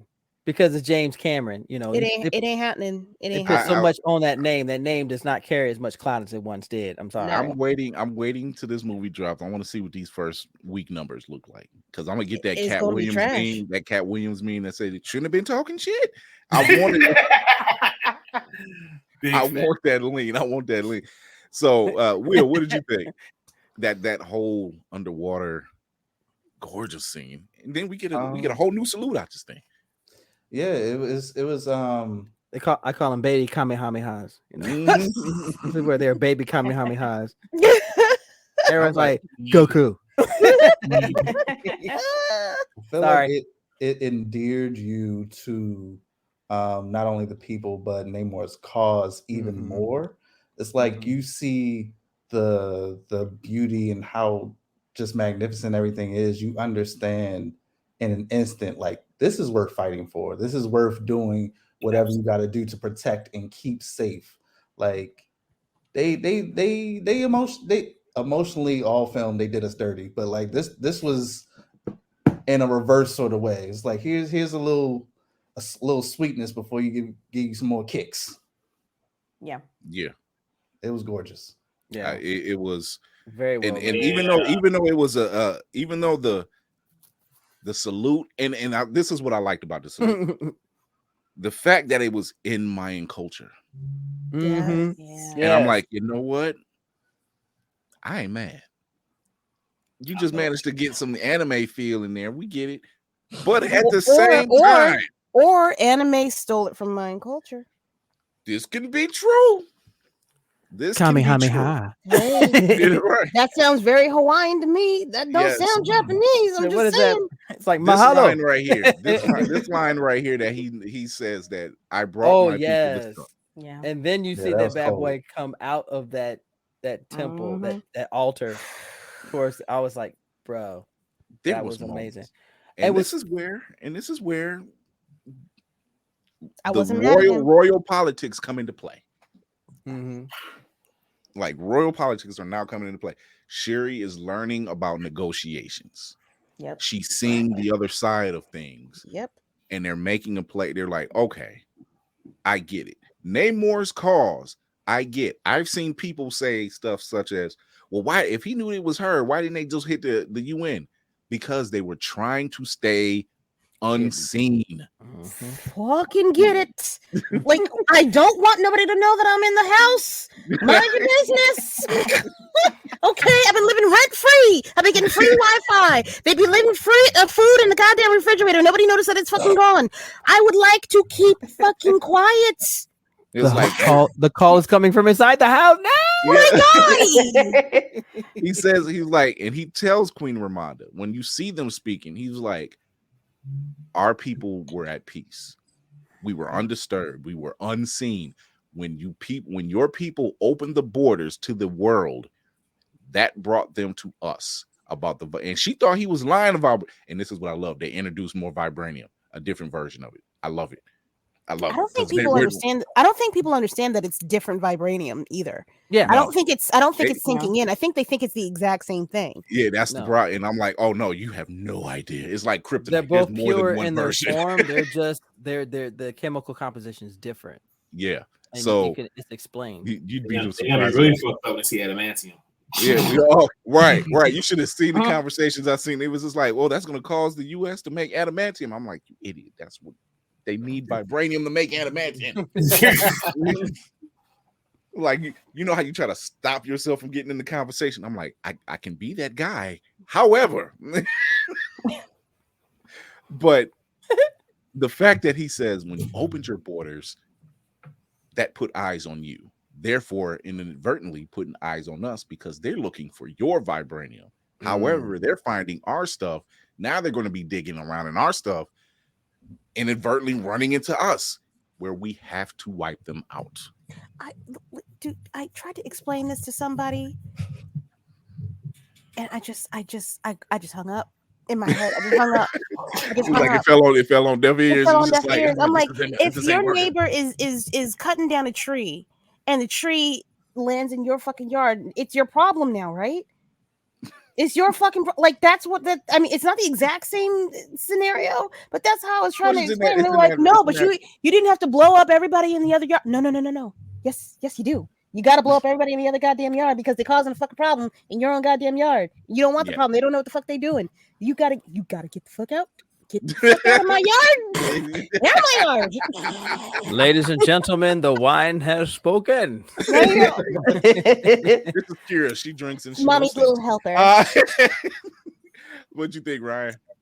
I mean, but he wasn't just burning a property though, like drowning. It was the number of people he drowned for me. And like just when they get the mind control and they just start jumping off the side, I'm just like, oh my God, they ain't even know it's us. He is about his people. He's about his people. You know what? If Wakanda had stayed true, they wouldn't be in the middle. They wouldn't be dealing with Claw trying to come jump up in their shit. They wouldn't be dealing with anybody.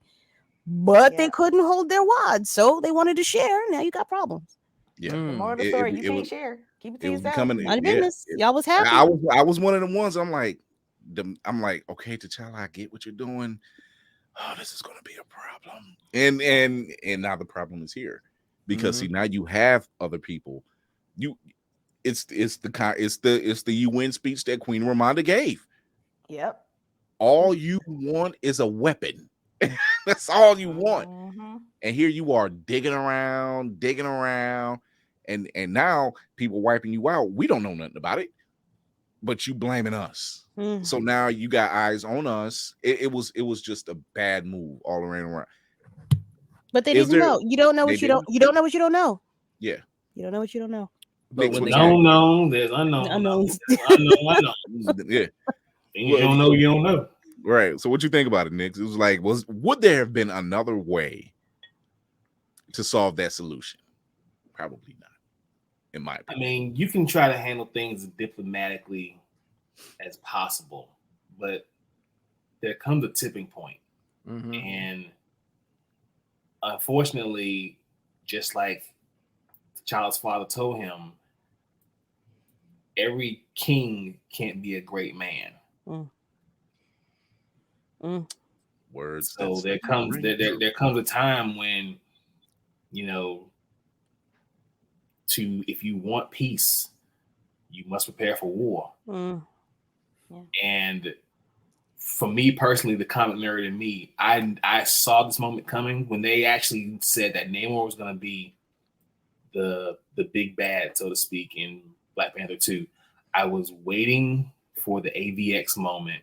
That Namor was going to flood Wakanda, and I was like, they ain't gonna do that shit. They ain't gonna show that shit. And they showed that shit. I was like, and showed it well. Ryan Coogler went there. I was like, my God.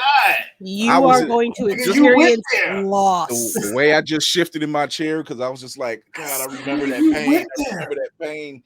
Oh God, we going through it again. So, Ryan.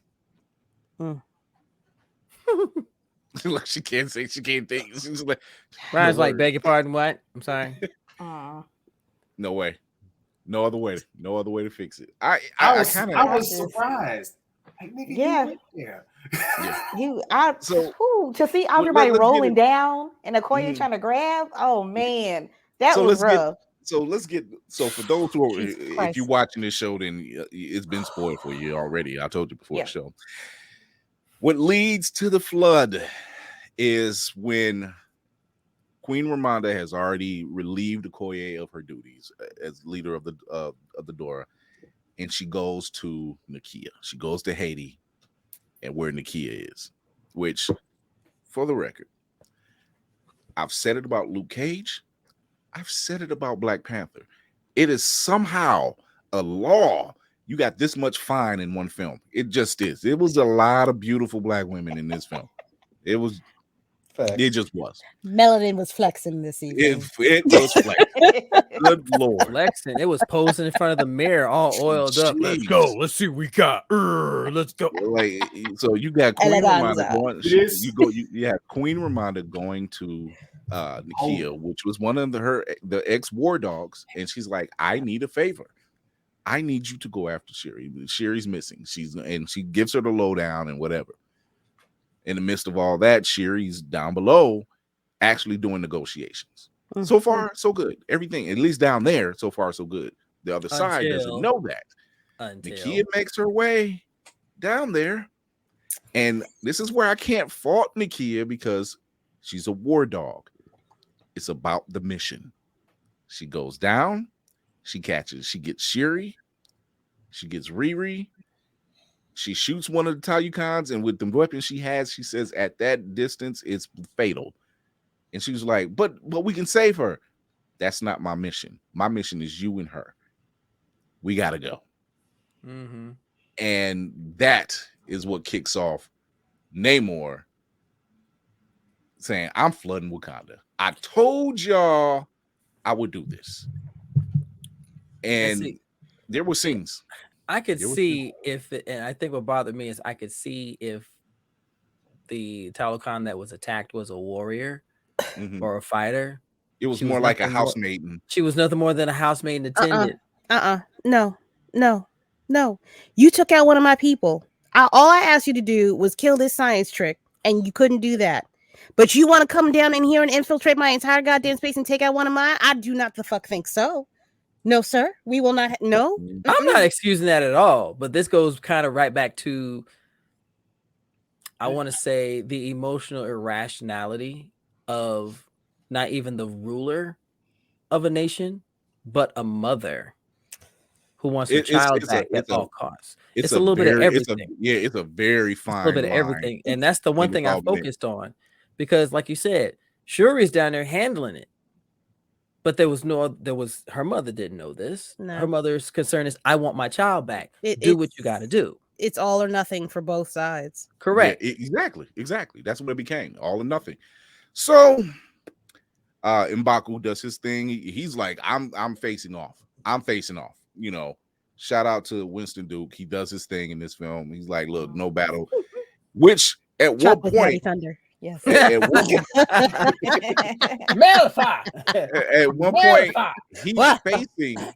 point, he faces Namor and gets a gut punch and it throws him back. And I'm just like, we just can't keep killing folks in here. And this, but when he got up, and I'm like, okay, he just got the wind knocked out of him. That punch was everything. This goes to the special effects team, because from the impact to the shattering of his armor, and then speed up where his body flies and lands inside that stand, bro. If you didn't feel any of that, take your ass out the theater, because all of us were like, "Man, ooh, yo!" Please, I was like, not him. I was like, please don't be dead, please. That was a Tyson right hook straight to the test. God damn. Facts. It was like Hadouken. All of them. It did not look like it was going to fare well for M'Baku until he got up. I'm just remembering. I'm remembering all Sorry, go ahead. Oh yeah, I said we all got that moment Kira's where drooling. we had that moment where the wind got knocked out of you, and I was just like, "Whoo, okay, you're good, you're good. Just walk that off, because God, you could have dropped dead just now." So that was a moment. At this moment, and this is the funny part, and you'll see this in my video if you ever get a chance, go check it out. There were 2 kids that ran out and they were stomping out of the theater. We're like, good, okay, little niggas is gone. They came back, same energy. Bumper Stomp sitting down. They sat next to him and says, "All right, sit your ass down and shut the fuck up." And everybody's like, "Yeah!" It was like cheering them on. Yo, that's that energy. I was because it's like, and for that person that said that, I got it.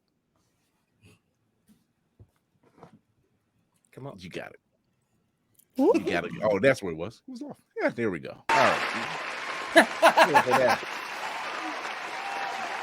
Golf clap. Everybody. You did well. Realized he was a hero. Well. You see the problem and you solved it. Yes. You did well. Sit your ass down. Shut the fuck up.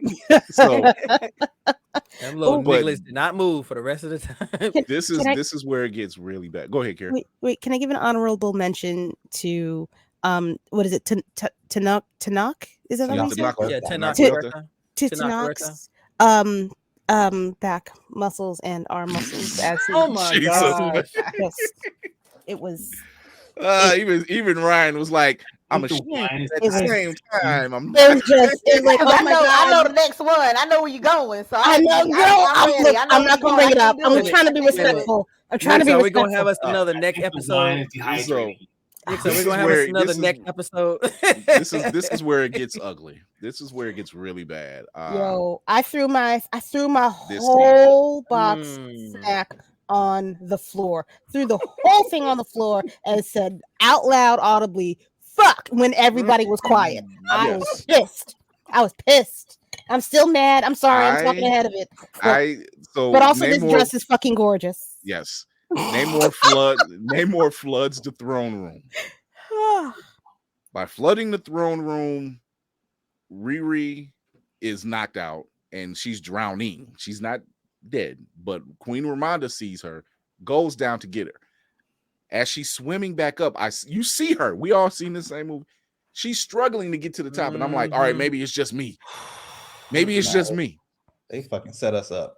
That 18 pounds of dress she had on. Oh my god, she gets up there. Good lord. And when she's up there, and obviously I'm like, okay, they're up and they're out, and Shiri makes it in there, and everybody makes it in there, and they're giving her the Heimlich, or they're getting the water out of her system. Riri wakes up, and I'm like, all right, get Queen Ramonda. Come on. I wanted to punch on? I wanted to punch Namor in the face. I want to punch him in the face right then and there. Go bury, grieve your dead. Are you fucking kidding me, Nick? I'll fuck you up in this piece right now. Come down here and see that shit. I was tight. I'm sorry. I was mad. The way she laid in that water, I knew she was gone, and I said, "You got to be fucking kidding me! Ain't no way. Giving us another loss in the same movie." Ain't no way. And this is where the audience starts to go on the journey even more with Shuri. Because Shuri now has lost her brother and her mother, so she is now her father. So now she's the queen of Wakanda alone by herself. She's got counsel from M'Baku, which is great, but she's still young. She's not ready for this. She was not prepared for this, and now it has been thrust on her.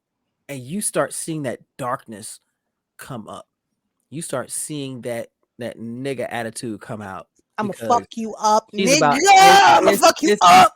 Right. It's all about that fire. It's all about that vengeance. Oh my gosh. If you were not crying through this motherfucking movie, you were asleep. You were dead inside. I was like Kira. I was in the theater and I was just like, God damn it. I was. Mine was different. Oof. I looked and went, no. It was, and my wife was like, I'm not here. Not now. This is too much. It's too much. This whole part for me, it hit too close to home because I actually have a family member on my wife's side of the family who who is still, of course, in a situation where she is the only surviving member of her immediate family. Both her mother, father, and brother died, like, earlier, I guess. Yeah, very, very close. So she's the only surviving member of her immediate family. So seeing that, of course, hit certain traumas and triggers for myself. But, with Namor, I was thinking the whole time with Shuri, like, hey, you gotta go. You got fish nuggets now, baby. He got to go. He gotta go. There's no talking after this, my guy. Like, what we were talking about, that doesn't matter. What you think, Will? Yeah, we're not cool no more, my guy. We're not cool. Fuck your son, okay? Right. Fuck your son. I think I don't know. I think that scene catapulted Namor to the top of the Marvel's villains list easily. It's the fact that it's that line. It's that damn line. Yeah, the barrier Cold. It was business for him. It wasn't super personal. It's like, look, I gave that's you what made it so instructions. You didn't follow them. You came down. You took my mama bracelet and off one of my people. Shut. Like, okay, so this is my immediate next steps. I'm gonna just flood your shit. I'm gonna kill your queen. Are we good now? Are we clear? Do we understand each other? Right. That was your mama whooping your ass for touching that thing in the store she told you not to touch. Mm-hmm. You sitting there trying. You're like, are we clear now? I told you beforehand. I was very clear. Like, I'm not speaking Talikon, right? I'm speaking English. Oh, Ryan, what'd you think? It was disrespectful. I was like, he acted his butt off because I could have punched him. I didn't want to see him in the rest of the movie. No, I was so pissed. No. I was so pissed. No. I was like, no more Aqua Poppy. He played this character. Yeah, because you're not supposed to like Namor, right? Like, if you continue to dig into the comics or whatever, he did his job. Because I was hot. I was so pissed because I was like, it didn't match up. I was like, bro, what are you doing? I was like, you just told the whole story about your mama, and the way she passed away, and you brought her back and everything. It's like, so you go take out her mama. So that's gonna equate like taking out some of your people, to make her queen. And yeah, I was make it make sense. Yeah, it make any sense. Yeah, he literally pulled the double standard. Yeah, I lost my mom, and I care about her and everything, right. And I tried to save her, and now I'm gonna take out your mom. You know why? Because it's about my nation. It's not about you. I'm sorry. Bury your dead and eat your salad, and I'll see you later. I can't. Exactly. That's exactly what he did. It was just like he didn't even care. It was just disrespectful. And it was Angela Bassett, and I was just like, "How you gonna take out Angela Bassett?" Ryan Coogler, like, why? Sure, right. That's one of them things where you gotta. That's one of them things you gotta take him to the side. You be like, "Look here, brother." Yeah. It's a great job, by the way. One of the ladies in the theater behind me said. One of the ladies in the theater looked behind after he did and said, "Girl, he ain't even cute no more." She said, "He ain't even cute no more." I mean, she wasn't wrong. I was definitely looking to burn this ass alive. I wanted wrath and fury. I wanted burn his whole city down is where I was at. I was like, burn his whole city. all the ocean, take all the water out the ocean right now. Yep. Where they can come back, Friday ass. So.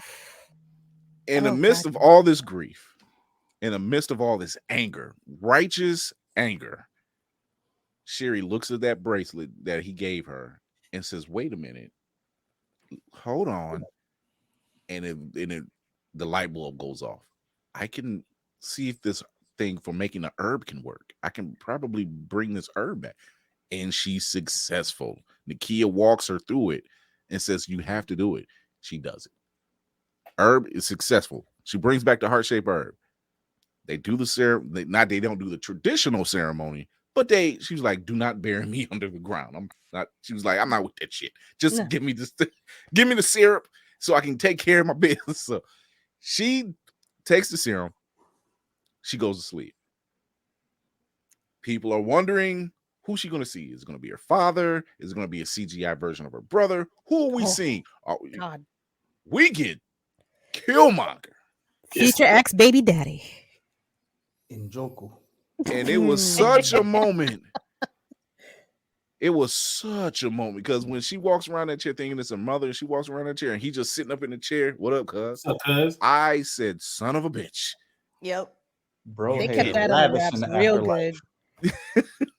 It was the moment I did not see coming, and I'm glad I got it. Yeah. Real quick, what's funny is I think I saw a meme where it was like, yo, how this nigga grow his dreads out and he dead? Can I be very scientific for a moment? It's the ancestral plane. Can I be scientific for a moment? Here we go. Your shit still grows when you dead because it comes out your head dead. It still grows. It still grows. That's the scientific explanation. That's the scientific. That's the way that goes. That's maybe not the AP that version. one I don't know about, but still it does grow. I mean, growth and style. I mean, come on, growth and style. I mean, Best got hairdressers up there. Why not? Yeah. And we've been seeing a lot. We've been seeing a lot of Bass lately, so we've been seeing a lot of that. Is for sure. Can I sidetrack for just like 2 seconds? Yeah. Absolutely. Can Best be seen in a different image? Does it have to be the Panther? Yeah, she has been seen in different images. Yes. Sometimes it comes as the Panther. Sometimes it comes in the form of a child or a woman. So it has been. I'm very, very sure that Queen Ramonda will make an appearance in the future. I'm very certain. I wouldn't slight it. Yeah. That would be the worst. That would be the dumbest thing to not do, is to have this woman who is she is Bast, in my opinion. The performance that she gave, because all she can say, because Bass would normally appear to you in the form that you would most recognize, or because if they just came, if Bass came to you as this talking Panther, you're gonna be a little concerned unless you really steeped in the history. But it shows up as your mother. She's like, no, I took the form that you would most be receptive to. And she came, but she came. Okay, I'll get to that. Yeah, so he can do it. But we've seen Bast in Love and Thunder, and there was a not so much. When did that happen? Oh yeah, the Panther. I hate that movie. I'm not watching it again, so you might as well tell me where it came from. It's in the she doesn't have a speaking scene, but it's in the Pantheon of God. She's one of the people. She's like 2 scenes where you see her clear as a bell. She's directly below Jane and Valkyrie. Yep. Like row C, she in row B, like right there. Yeah. It's like she has no speaking role, but she's there. And the statue of her is actually in one of the episodes of Moon Knight. You just have to have that. I saw that. I caught. So she's been making some appearances. She's slowly coming into the fold. But we get Killmonger, and he pretty much is like, look, we the same, because you mad and you got every right to be. So are you gonna get it done? Are you gonna take care of business? Yeah. I think Kara just found something. I did. See, I know the face. She's drilling again. Yep, that scene right there. Oh, yep, that scene. Oh, she pretty. Yes. So okay, I'm done. Okay, bye. She gets this whole, he's and once again he's talking sense. He's like, your brother was noble, which I've never seen coming from him. But he mentions it. He says, your brother is noble, but you and me, we about getting stuff done. Mm-hmm. So are you gonna be noble? Are you gonna be like your brother, or are you gonna get stuff done? And she wakes up. She can't accept that's who she's seeing, because she won't tell anybody. Mm-hmm. So now you have this vengeful. Yep, and Nakia asks her later who she saw, and she became bear trapped. She tight. She won't say it. And that once again is another moment in the movie where every lady in the audience, when he came around that throne and you saw him sitting right there, it was a different lady this time that said, "Bitch." My tail in the theater, like, okay, which? Oh, it was her. Okay, yeah. The first time it was her down there. This one I'm in ya. Last time it was up in ya, and it was all right up in ya. I ain't got time to be up in ya. Okay. So with this scene, I looked down at my daughter who came with us. I hear her go. It's like,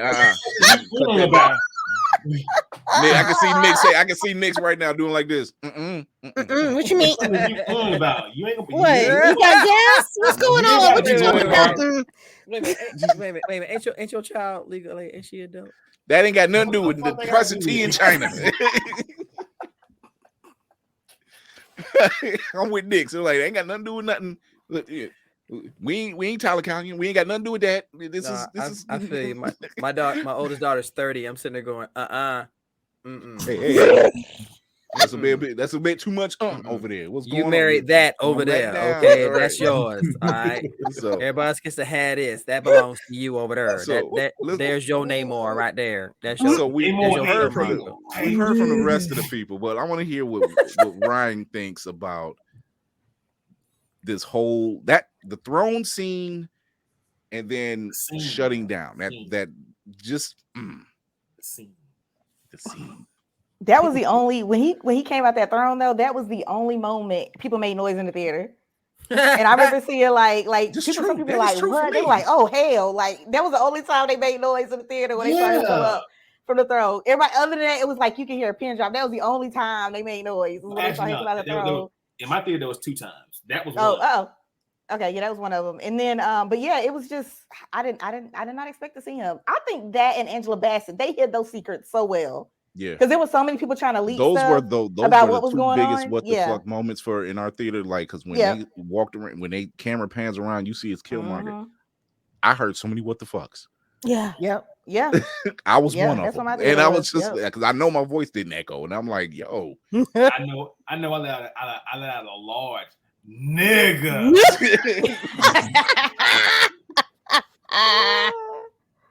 On Twitter they were like, we walked. People walked out of the theater. I saw on Twitter, like when they saw it pop up, like some people walked out and they came back in. Relax. Oh, you know, like black folks. They're just like us. Hold on, gotta walk around the room. Exactly what Nick did. That's what they was on Twitter. Like they was like, I had to get about the theater, come back. Oh man, Will, what you think? Bruh. Yo, I loved it.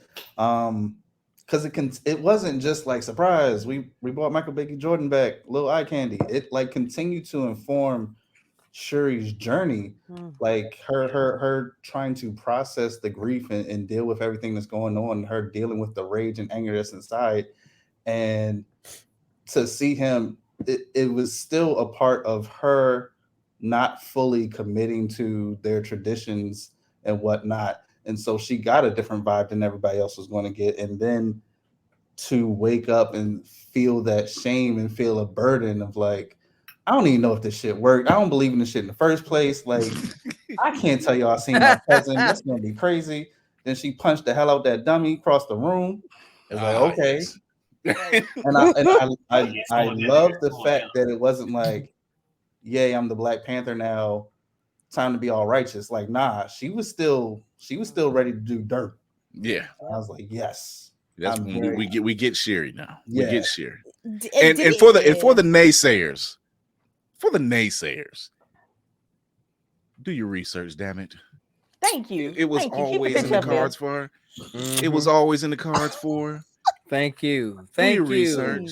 This is for your research. This is for the whole recast T'Challa movement. Oh my God. Please. Thank you. Oh I my can't God. tell you how many arguments I got Volume into. 5. Hello. Every Number fucking 8. day is a battle. Every day is a struggle. So oh my gosh. She's got the suit, is reminiscent of her brother, is reminiscent of Killmonger's, is actually reminiscent of when she faces off with Namor the first time in the comics. But we'll get to that in a second. And it's we get a warship. you, my God. Yeah, yes. And so we get the full-on war going on. Oh yeah, I caught that. Troy. I didn't hear you. I said, he said when they reminisce over you. It's over you, my God. I'm so sorry. We get the full war kickoff. You broke Kara. I broke Kara. She was like, excuse me. So we finally get this big battle And I'll be honest, the Wakandans were taking some L's, man. They were taking some L's. Oh yeah. But we did get we got Anika showing up in one of the Midnight Armor Angels. We have Midnight Okoye Angel? in it. The Midnight Angels. The Midnight Angels. Yeah, Midnight Angels. I just say I love her simply for the fact that, first of all, Michaela Cole is probably one of the most polarizing, beautiful creatures in existence. She's a fucking genius, dude. She's a goddamn genius. Like, goddamn, look at that. Ooh, look at that face. That bitch means business no matter what she do. If she making fucking pancakes, it's about to be the best fucking pancakes you ever gonna have in your whole life. Everything. You can't not look at her. And with the fact that her name is a direct backwards spelling of my wife's name. So there we go. Oh, there you go. Look how he cleaned it up real quick. Yeah. Oh yeah, that was that takes skill. That was skill right there. The wife's name backwards. That was smooth like scrambled eggs, bro. That was smooth like scrambled eggs. Good save. But for those who are saying, "Oh, those suits look stupid," I want once again do your research. On the contrary, you know, on the contrary, you sound vicious. So we get Anika in the Midnight Angel armor. We get Okoye, who's being brought in to wear the other armor that she hated so much, but she's just bad. She's just glad to be back in the fight. And they are taking L's because there are way more Talikans than they expected. Of course, it's just more than they can handle. In the meantime, Shuri had already figured out a way. If we separate Namor from the water long enough and dry his ass out, he ain't got a chance. And that's a good battle. It's a good little. That was a whole different fight when she started dehydrating him. Yo, that beach runs battle. And once again, it was Shuri versus fish jerky. Let's go. Once again, this happens. This has happened. I heard somebody say so. So you mean to tell me that the only thing she needed was a space heater? I laughed my ass off. I was like, hey. I will neither confirm nor deny the logic. You're not going to just simplify it like that. It took science. Science. You got to break it down. Come on now. You ain't got a space heater in the cockpit.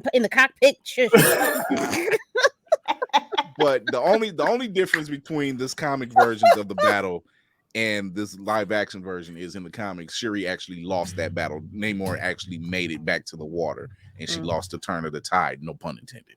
But in this battle, she fish fried his ass. I'm sorry. It was just fish sticks all on the beach. That shit was vicious. Yes. Vicious. It was. She handed it to him. Ooh, and then when he stabbed her, I was just like, no.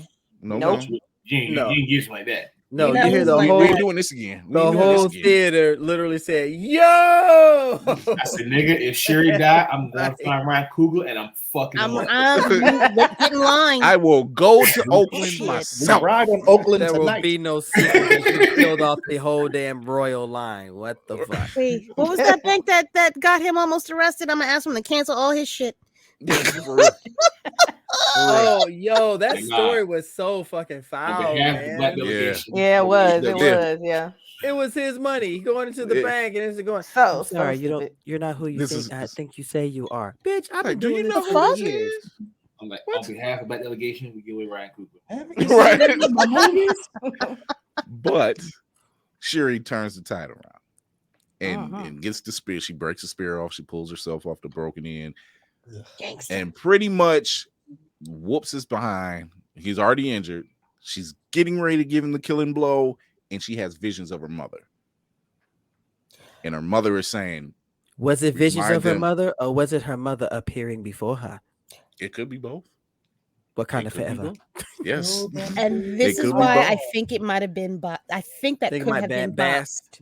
That remind them who you are, and I mean, I could see that because Boss needs not a martyr, but Boss needs a figure, a champion or something. A champion. So she sees her mother, who very well could have been Boss, saying, remind them who you are. Is this the world? Is this the route you want to take? Do you want to be the vengeful person, or do you want to be the noble person?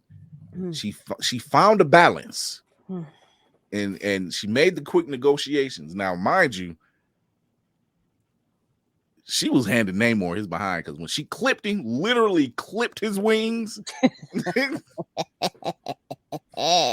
him, bitch. She was like, get away. Oh, you ain't going nowhere. You about to take this ass whooping. Get away. I'm sorry. I had a Karate Kid moment. Sweep the leg. Sweep the leg. Yes, sweep the leg. Put him in a body bag. Mother. Body see your dead body. Yes. And she did that too. All you saw was right. Tonight in Wakanda, we will have fish fry and chicken wings. Just like us. So just like us. I was just like, fish. I like my fish rare. Fish and wings. Fish and wings. Okay. Fish and wings. Just it's gonna be a the party. leg and put the sound behind it. Just squeal when you do it, you know. She makes it back. They make it. They do a truce. They negotiate a truce. You good? I'm good. I swear to God, I'm good. That's us. Are you sure? He broke her. I'm saying. I'm sorry, friend. I mean, sound effects when you sweep the leg. I mean, you got to do it. You can't just do it without sound. You got to have. There you go. You sweep the leg. There you go. Right. You're done.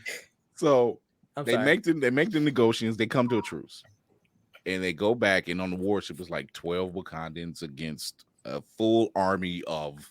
It's a war. It's a wrap. It's not fair. They're going over. Yeah, Namora just went ahead and took all them little bombs, and the ship is already disabled, and it's more coming, and it's just like, oh, this ain't looking too good. And the truce is called, and they go their ways, and everything's done. Now, it's not that cut and dry, of course. Or is it? Because why Namor is getting his wounds treated to him, and his cousin is talking to him, and he's saying, no. War is coming to them, and they're going to want to turn to us for support. So he basically like, hey, we could help him. We couldn't help him. And the Tuma's off to the side looking like, I want to get some more of this Okoye. I want some more battle.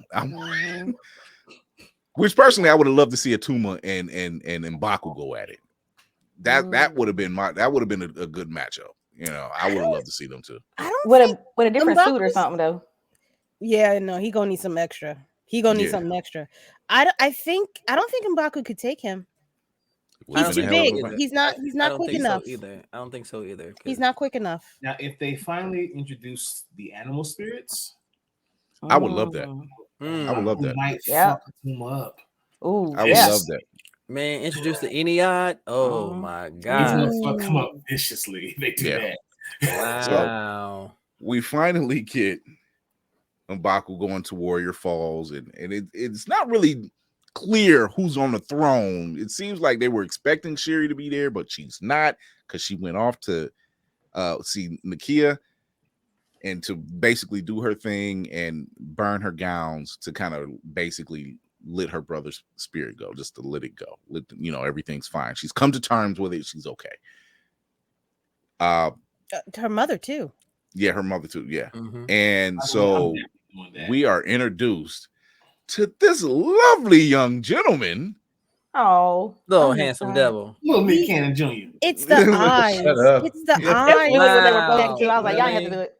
It's the dimples. It's the dimples. Did you just say Nick Cannon Jr.? It's the dimples. So he's they name him Toussaint, and for those who don't know, Toussaint was one of the generals of the Haiti Revolution to free the slaves. But his actual Wakandan name is Prince T'Challa Jr. And this young man's name is Divine. His name is even cool. All right. So his name is actually Divine Love Kanadu Son. Oh. Mm-hmm. So he has a cool name. I'm like, yeah, the third. The third. You got like three cool names, my guy. I'm like, you. He said, not Nick Cannon Jr. He invaded Wakanda. So we get introduced to a younger T'Challa, and Shuri finally has more family, and it kind of goes off. Now, I've had several questions that were asked that can be answered. One of those questions is when a man and a woman love when a each man other and a very woman much. love each other very much. I hate No, y'all they with all my said heart. questions have been asked. Questions have been asked like, where were the they said, where were the Avengers? Okay, let's get into it. One, Hulk was probably off world. He's got his own baby daddy issues to worry about right now. Cap is presumed dead. Cap is presumed dead. They keep saying he's dead. I'm like, look, I didn't see a funeral for Cap. He's in love in the past. The general public think he's dead. Sam, he's dealing with the government, so he's pretty much got his hands full. Oyo told Bucky he might want to stay away from Wakanda for a while. Bucky has Widow is dead.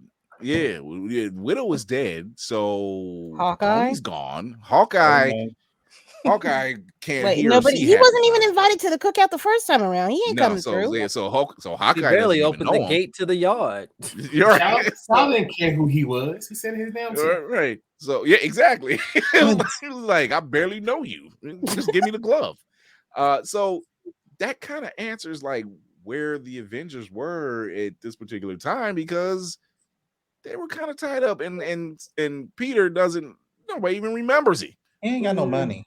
So he couldn't fly across there if he wanted to. So Wakanda sounds like royal funeral. They weren't invited. Yeah. This ain't like the comics where he was invited and he found himself getting cornrows. Yes, that actually happened, people. Shut up. Pete was getting cornrows. Some things we just don't want to remember ever. Yeah, I didn't. That is not in all of my blackness. I ain't never seen no goddamn Spider-Man getting no goddamn cornrows. If it ain't Miles, it don't make sense. No. Unfortunately, it did happen. It did happen. He ain't Bo Derek, and Derek didn't need him either. He didn't get him done over there. He went over there. He was there for some other reason, and the handmaidens actually did his hair that way, and he was enjoying it. So whatever. That's the most women have touched him, so I can understand why. It's Pete. No. Like what he said, Pete was on. Come on. His first name is Peter. Come on. Yeah, he was there. So they were touching Peter. Yes. We've gotten quite a few, but before we get out, I want to get everybody's take, because one, we got a music score out of this thing. Ludwig Göransson I love anything he does, especially with the Dora, because it's just ear catching. But what really kind of took the show was this wardrobe. What did you do? Nothing. Go ahead. What saying? No, I said. That. Oh, it was me. Oh, it was me with the bang fingers. Yeah, bang. No, but I think what really took the show to the next level was this wardrobe. Yeah, Ruth. Yeah, Auntie Ruth. Ruth Carter, man, that lady. She might as well just keep the award and just give her another one. Ruth E. Carter showed and proved in this film with all these wardrobe people. I seen a video. She did IG video. She did IG live that I happened. Me and Kira was watching it. Yes. And she was talking about making the Talukans outfits and everything, and how beautiful they were and how elaborate they were. And then they had to get them wet and they were just destroyed after that. So, and I was just like, oh, for somebody that has the skill set that you have, I can understand why. The tears. But what's going on, Aaliyah? And hey, we got our own Dora Milaje here. Yes. What's going on, boo? But the wardrobe pieces, and me and Kira were on another show and we talked about it. There is no way in hell Gray should pop the way it did in that UN. The show out and show off was fucking insane. In that, how you make this pop? Like how? My God, look at this here. Who are you supposed to stare at? Who are you supposed to stare at? It's a competition. It's a competition. It's a face off. It's the I'm like, Gray ain't supposed to do that. No, the UN in that lady's hands is just the basic materials for something magnificent. Everything she has created, everything. Talk. It was. I need her to put out a fashion line. I need her to push out a fashion line. I don't care how tired she is. I need her to put out a fashion line. I will give you money. I will give you the money. I don't know how much it costs, but I will give it to you. Just let me have something. Look, there was some beautiful pieces. Queen Ramonda's royal, I've said it before, her royal purple suit that she wears. Untouchable. Unmatched. Yeah. And Kira said it before. She was like, I don't know if the dress is wearing her or if she's wearing the dress.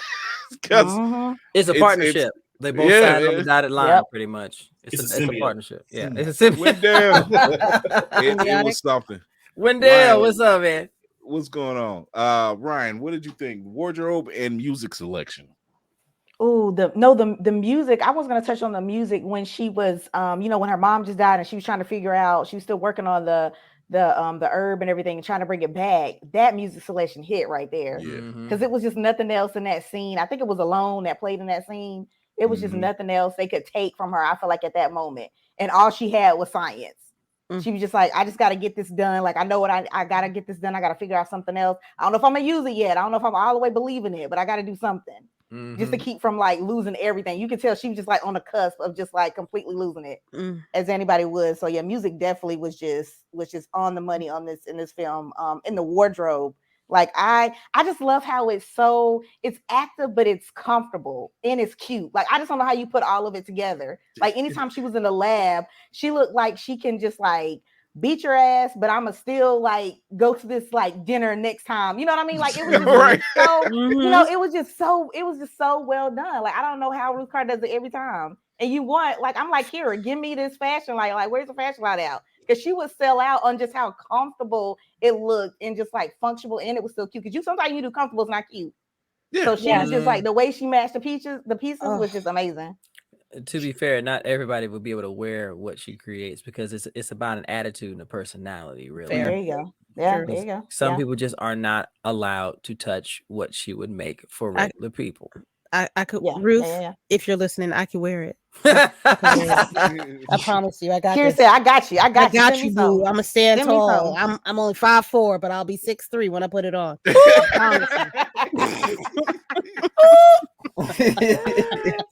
Oh man, Will, I know you're a sucker for sound design, like you said earlier. So, what do you think between this the clothing selection and the music?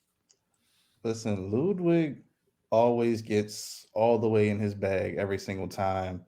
But I'd be tripping if I say I wasn't watching the film. And in the back of my mind, there's a running commentary. It's like every time there's a Black Panther movie, we should just call the Oscars that year the Ruth Carter Invitational. Like, thanks for coming out. Facts. That's the tweet. Yep. Whoever's getting second place, this is your award. I'm sorry. I'm sorry. That's the high note tweet. Sorry. The high. Yeah. That it's Wendell's in the audience. He says, hold on, let me put it back up. He's in M'Baku's funeral gear for Queen Ramonda's funeral. Nigga. I wasn't paying attention. I was so distraught. Like in my defense. Yo, from head to toe, bro was fierce with it. You hear me? That Joker was standing beast. I'm gonna go back and watch it even his new look, because this was the look after his first fly. That was a lot more coverage. A lot more coverage with this particular gear than the last one. Because the other one was the one that got cracked. This one was the more it was vibranium infused in it. Hell, even his cane had the ball of it had vibranium at this. I was like, you ain't scoffing at technology now, are you, brother? So, Montel, what did you think? Music and clothing. The clothing, unparalleled, untouchable. Anything Ruth Carter creates, especially for Black Panther and Wakanda Forever, people are still using that as a baseline for their fashion designs for upcoming movies. So mass shout outs. The music fit the mood every time without fail. Did not have a problem with it because, in fact, the music half the time got something up his sleeve. Wendell got something up his sleeve. Oh my gosh, really, Wendell? You make dresses too, Wendell? I'll come by for fitting. Wendell does not live in his cooking, boy. Wendell does not live in his house. Don't he? Wendell does not live in his house. He lives in his garage, surrounded by stuff. Phenomenal across the board. Just I love the music. The music is always the perfect formula to set the mood or to carry the scene. And you couldn't go wrong with that. The dichotomy was on point. Can I say something real quick about the portrayal of Annika and Ao? Yes. World of Wakanda. Yes. And you see them. I saw that. I was so fucking happy. Just oh my gosh! Shout out! I could have high fived, handshake, gave the salute. Now I'm like, you nigga, you. I literally, I saw that when she kissed her on the forehead. I was like, ah, yes, bring it, yes. Like, yes, you just hit all the notes. Because you're staying true to the comic, and that's one of the main things: inclusivity. That's what we're talking about. We're talking all lines of culture, all lines of love and caring and understanding and connection, bonding here where there are no restrictions. And that showed it because it was in the comic. I said, please do not do this to me, Ray. It was right. Gorgeous. As short as it was beautiful, and it got the point. It got the point across. But I think the other point is it shouldn't be something so hammering for people, like taboo that or whatever. It's like we're hitting this point. Oh, we're hitting this point. No, we don't need that. That's not what it's about. Yes, they both love each. Ultimately, yes, they are two people that love each other. But they're warriors in the beginning and end of everything, and they just happen to find each other in this setting. That's it. Yeah, that's all I need. Yep. I don't need an expose about how it's so hard to be a gay person in this. I understand it, but that's not the story we're telling. Facts. Absolutely. It's like no, this is just part of. It's like this is part of the story. Let's keep it moving. Yep, keep it moving. This is the story. Keep it going. And I like that. Next. Music and clothing. Ruth. I would also like to say that I have dimensions I'll have to send you via email if you will accept them. I probably cannot afford it, but I do hope to take Klarna. Yes.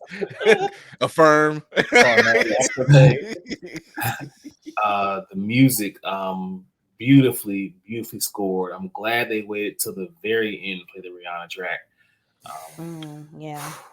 And it was just beautifully done. To go back to the scene where we got the reveal of little T'Challa, I'm so glad because that completely, to me, should have just shut up the whole recast T'Challa movement. And for y'all who are mad that T'Challa had a baby with Nakia and not Aurora Monroe, I have some prune juice for you to quiet that shit go. Let me touch on that for a second. If I hear one more person, I made a whole TikTok, bro. Like, I know I was with you, and I was with you on it too. I was like, they didn't have a kid in the main universe. That was alternate universes. They don't have a kid in the main universe.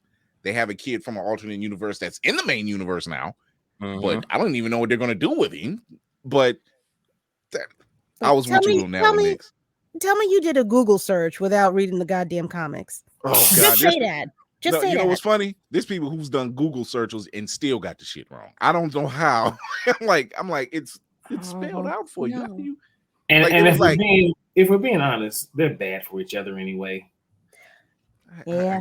It's too much lightning. I don't want to say bad. Can we not say bad? Can we just say they're just choosing each other. The timing is off. Yeah, I'm with you. Let's say that.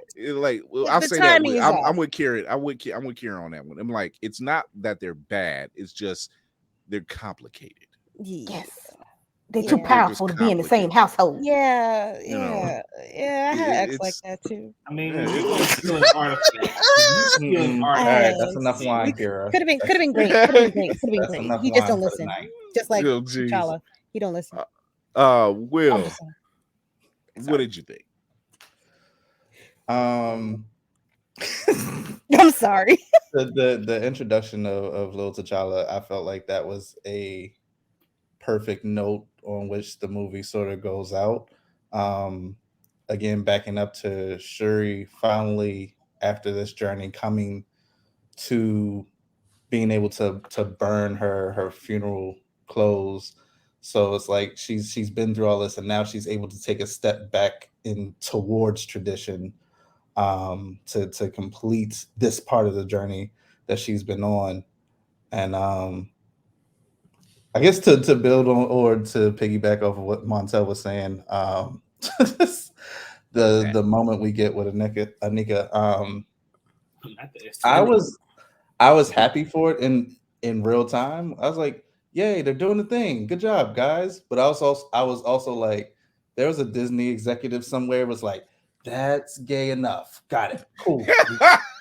cut the checks. It's probably the guy that Iger just took his job from. It's probably that guy.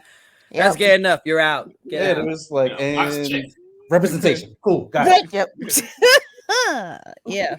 Oh man. For those who are knowing, prior to me doing the show, I said I need to give it a minute because let's face it, this is a movie that for all of us, we had to process. It was a process to process. All right, things had to sink in. You need a couple viewings. You need to sit on it for a couple days. So originally, I gave it a 9.5 out of 10. I'm giving it a 10. From wardrobe, plot, pacing. Once you see it again, I'm like, okay, I'm fine with the pacing. Only thing that was the kind of hiccup was the truce. But I'm like, okay, we just moving on. And I put that place in where, you didn't have your main star. You had a totally different direction you were taking it. So you had to make some switches. So I'll give you that grace, because I'm like, dude, you kind of nailed this one. And then when you got Ruthie Carter backing you up and this Ludwig dude knocking your soundtrack through the park again, where can you fail? You have a bomb cast. Where can you fail? Now that part. When the gold statue man decides to come around again, and we don't get recognized, we know what it is. We just know. We are like don't anyway. Like if you dare nominate the queen one more again and deny her, go to hell. Dawn. Go straight to hell. Just go straight to hell. Just immediately. Don't ask some questions. Just go. Do not pass go. Do not collect $200. Then one for Jackson's an American Dream. Right. We've been riding with it for so long. Like, what is the problem? Joseph. She found Joe Joseph on the phone because he wanted some butter pecan ice cream. Come on. He does nice things together. Oh my God. We're getting ready to head out. I'm gonna let our guests do their spiel. We'll start with Ryan. Ryan, tell everybody where they can find you. Oh man, you can find me at Black Girl Nerds, talking more superheroes, hopefully more Black Panther. Because even though we spoiled it, y'all go see it. Go see it 3-4 times. Yeah. Keep it out there because you know how it is. It dies down a little bit. And they're like, oh, we don't need any more representation. That's good. That's good enough. We need all the representation. So yeah, we need all we need to get. So it could quit being a thing of inclusion. So go see it as many times as you can. Take your mama, take your auntie to go see it. But yeah, this stuff's coming out in the next year. Yo. Yeah, but that's done. We talk about now. we ain't finished with now yet. No. We ain't finished with now yet. Run that back. Stay in the now. No. Run that back. Run that back one more time. But yeah, Black Girl Nerds on all social media platforms. November Bear on Twitter. This has been a blast. It's been so fun hanging out with you guys. Yay. Door always open. Open. Yeah. Anytime you guys have me back, I'm ready. Cool. We shall hold you. Ladies and gentlemen, boys and girls, blurs of all ages, good evening, good afternoon, good morning, wherever you are. It is once again your frosty bearded Blerdoicorn here. I have enjoyed myself like I always have, and getting to see and finally interact with Mr. Will, Miss Kira, and the magnificent Ryan here. I am extremely pleased, and of course, here we go. Oh, Nick, screw me! I'm just the guy that runs the ship. I didn't even get to it yet. I forget I was about to speak and then I get interrupted. I said, fine. All the accolades I was gonna give Nick and to Chris, I'm about to say, you know what? Wakanda Forever for y'all. That's how I go. I see what it is, Nick. I got you now. Anyway, for my nephew Nick, who I rock with every week at the store, and Chris, you already know, man. You call me, I come running, bro. You can find me on Instagram and Twitter under NavyMontel. I am on YouTube under Rogue Catnip. I'm also a Twitch streamer under Rogue Catnip as well. I am part of 2 podcasts, the Blerdoicorn Speaks podcast. Finally gonna get some recording done since I'm tired, and part of the 1/6 of the Color Commentary Wrestling podcast with the man himself, Nix, the creator, innovator, and demonstrative individual that he is. Yeah, dope. He's reading. Look at him. I guess it's my turn. Always reading shit. I'm not reading anything. I'm good. Yo, do you speak geek? That's just me. That's what I do. Again, BYSG Awards, December 10th, 1 p.m. We're giving away such awards as Best Cosplayer, Best Podcast, Content Creator of the Year, Nerd Cross of the Year, and other categories as well. It's just a way to, I love us. So we need to spotlight us. Hopefully this thing grows, and maybe even next year I might be able to get a venue and tell y'all niggas to get y'all asses out here, get something. Damn. Okay. Like, I gotta go to Virginia. I got things to do. Yeah. Go ahead and get a suit. Maybe you might not be able to get Ruth, but get something. But yeah, as always, Chris, man, you my dude, man. It's a pleasure always coming on here with you, man. One of my guys, Kira. You already know what it is. I know. It's all love, boo. It's all love. We'll have to talk one day because you kind of like the silent partner. Ryan, I apologize for any misconstruing things I may have said that may have prevented us from working together in the future. But hopefully I can rectify that. And you already know, bro. I laid up it doesn't. Yes, sir. Yes, sir. And for always, people, Wakanda forever, and may the power protect you. There it is. Hi.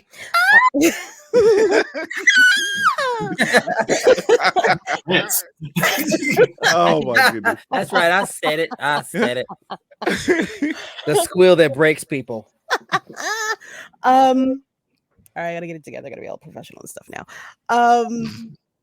My name is Kira. Kira Brown, as you can see at the bottom of this lovely screen. I run a little micro universe called Roomful of Blerds that is constantly expanding and thriving. You can find me on Instagram at Roomful of Blerds. You can find me on Twitter at Roomful of Blerds. I have a podcast called Child of Mandalore that is on Spotify, Apple Podcasts, something on the Google, I'm sure, and Anchor. I want to say Montel, Ryan, Nix, y'all some of my favorite people, and I don't say that to everybody. I need to start saying it to more people. Oh, wow. Thank you.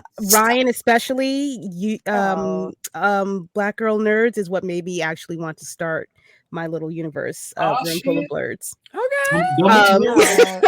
I've been watching for a long time. SoundCloud, everything, wherever y'all have been, I've been in it. That is, I think that's it for me. I host an audio room on this little known app called Fanbase every Saturday, 9 p.m. Eastern Standard Time. We have fun. Sometimes we have free giveaways. Sometimes, not always. I'm broke. Playing that. You are officially followed across all platforms now. I am stalking you. Yay! I love it. You said 9 p.m.? 9 p.m. Eastern Standard Time on Fanbase. Okay. Yeah. Chris, Will, y'all my homeboys, right? Oh, yeah. I literally leave my job at 8 o'clock on the goddamn dot in veterinary medicine to get here to see y'all. Okay? I feel honored. I'm not gonna lie. And the face is beat by the time I get on here. So please forgive me if some nights It's not. Hey, the apothecary cure is what we live for. We need that. I love apothecary cure. It's wonderful. I'm gonna land my plane and drink more of my wine. Will, sir, it's your turn. Kira is known as the pharmaceutical princess from now on. Yeah. Oh Lord, wow. That's my side hustle. Shush, you gonna get me fired. That sounds a little druggy. Where's my ketamine? I need ketamine. Only on the weekend. To our guests, first and foremost, Nick's Ryanne Montel, thank you so much for joining us this evening. It was a blast. I really had a lot of fun. But for the peoples that might be looking for me, where to find me at Mayhem Media, MAYEHEM Media, on all of the social things. If you search for me on a thing and I'm not there, then I'm not there. Search for me. I like that. I love it. Real simple. Keep it real simple. We'll be watching The Cinematic Assassin, as I've been dubbed. I watch it because the people say they need me to see it and they want to hear what I got to say. So, Chris, you can take it from there. All right. So, ladies, gentlemen, blurs, blurdettes, geeks, freaks, and nerds, this is your man on the wall, Chris Fury. Blurred's Eye View. Follow it right there on IG. You go to all the socials. However, Twitter might not be a thing much longer because it seems like the Blur Collective is moving over to Hive. I'm over there. What is it? Mastodon too, I think, is another place. Mastodon is the other one. So it looks like we might be expanding to go other places. We're picking our ball up and going to South Beach. But tune in every Tuesday, 8:30 p.m. Eastern on all those social sites. Thursdays, our Thursday show will be back December 1st at 9 p.m. Eastern, talking about whatever the hell we want to talk about in the geek and entertainment world. But guess what? I want to thank everybody. I want to thank our guests, Nix, Ryanne, Montel. I told y'all this was the one y'all didn't want to miss. And the people responded accordingly. And I hope I provided. I hope the team provided. And I want to thank everybody for tuning in. Check out Blurred's Eye View every Tuesday, every Thursday. You can play this back on the YouTube channel. Go to the YouTube channel, hit that notification bell, and subscribe. Show some love, because only there will you get Fury's reaction reviews. More reviews coming soon. But as I do with every show, I'm signing off, thanking our lovely guests, talking about a lovely blowout movie that you need to go see. And if you've seen it, 10 out of 10, yes, go see it again. I salute you. 15 out of 10. And for the record, it's right over left, people that's listening. It's right over left. Right over left. Over left. The reverse is the Wonder Woman. It's a natural thing. How can people screw this thing. up, though? It's like right over left. There is a difference. Literally. Like when you do Black Power, it's the right fist, not the left. There is a difference. So, but I want to sign off once again. Shout out to Jason David Frank and his family. We want to give our well wishes, our heartfelt condolences. If you are in trouble, if you are seeking help, hit 988. That is the Suicide and Crisis Prevention line. They will help you. And if you feel that way, talk to someone, open up. I know it's not easy, but you can do it. So, and until then, this is your man, Chris Fury on the wall, man on the wall, providing a safe space for such people like ourselves. And until then, remember to educate yourself and others, entertain yourself and others, and most of all, encourage yourself and others. This is Chris Fury with the squad. We're out.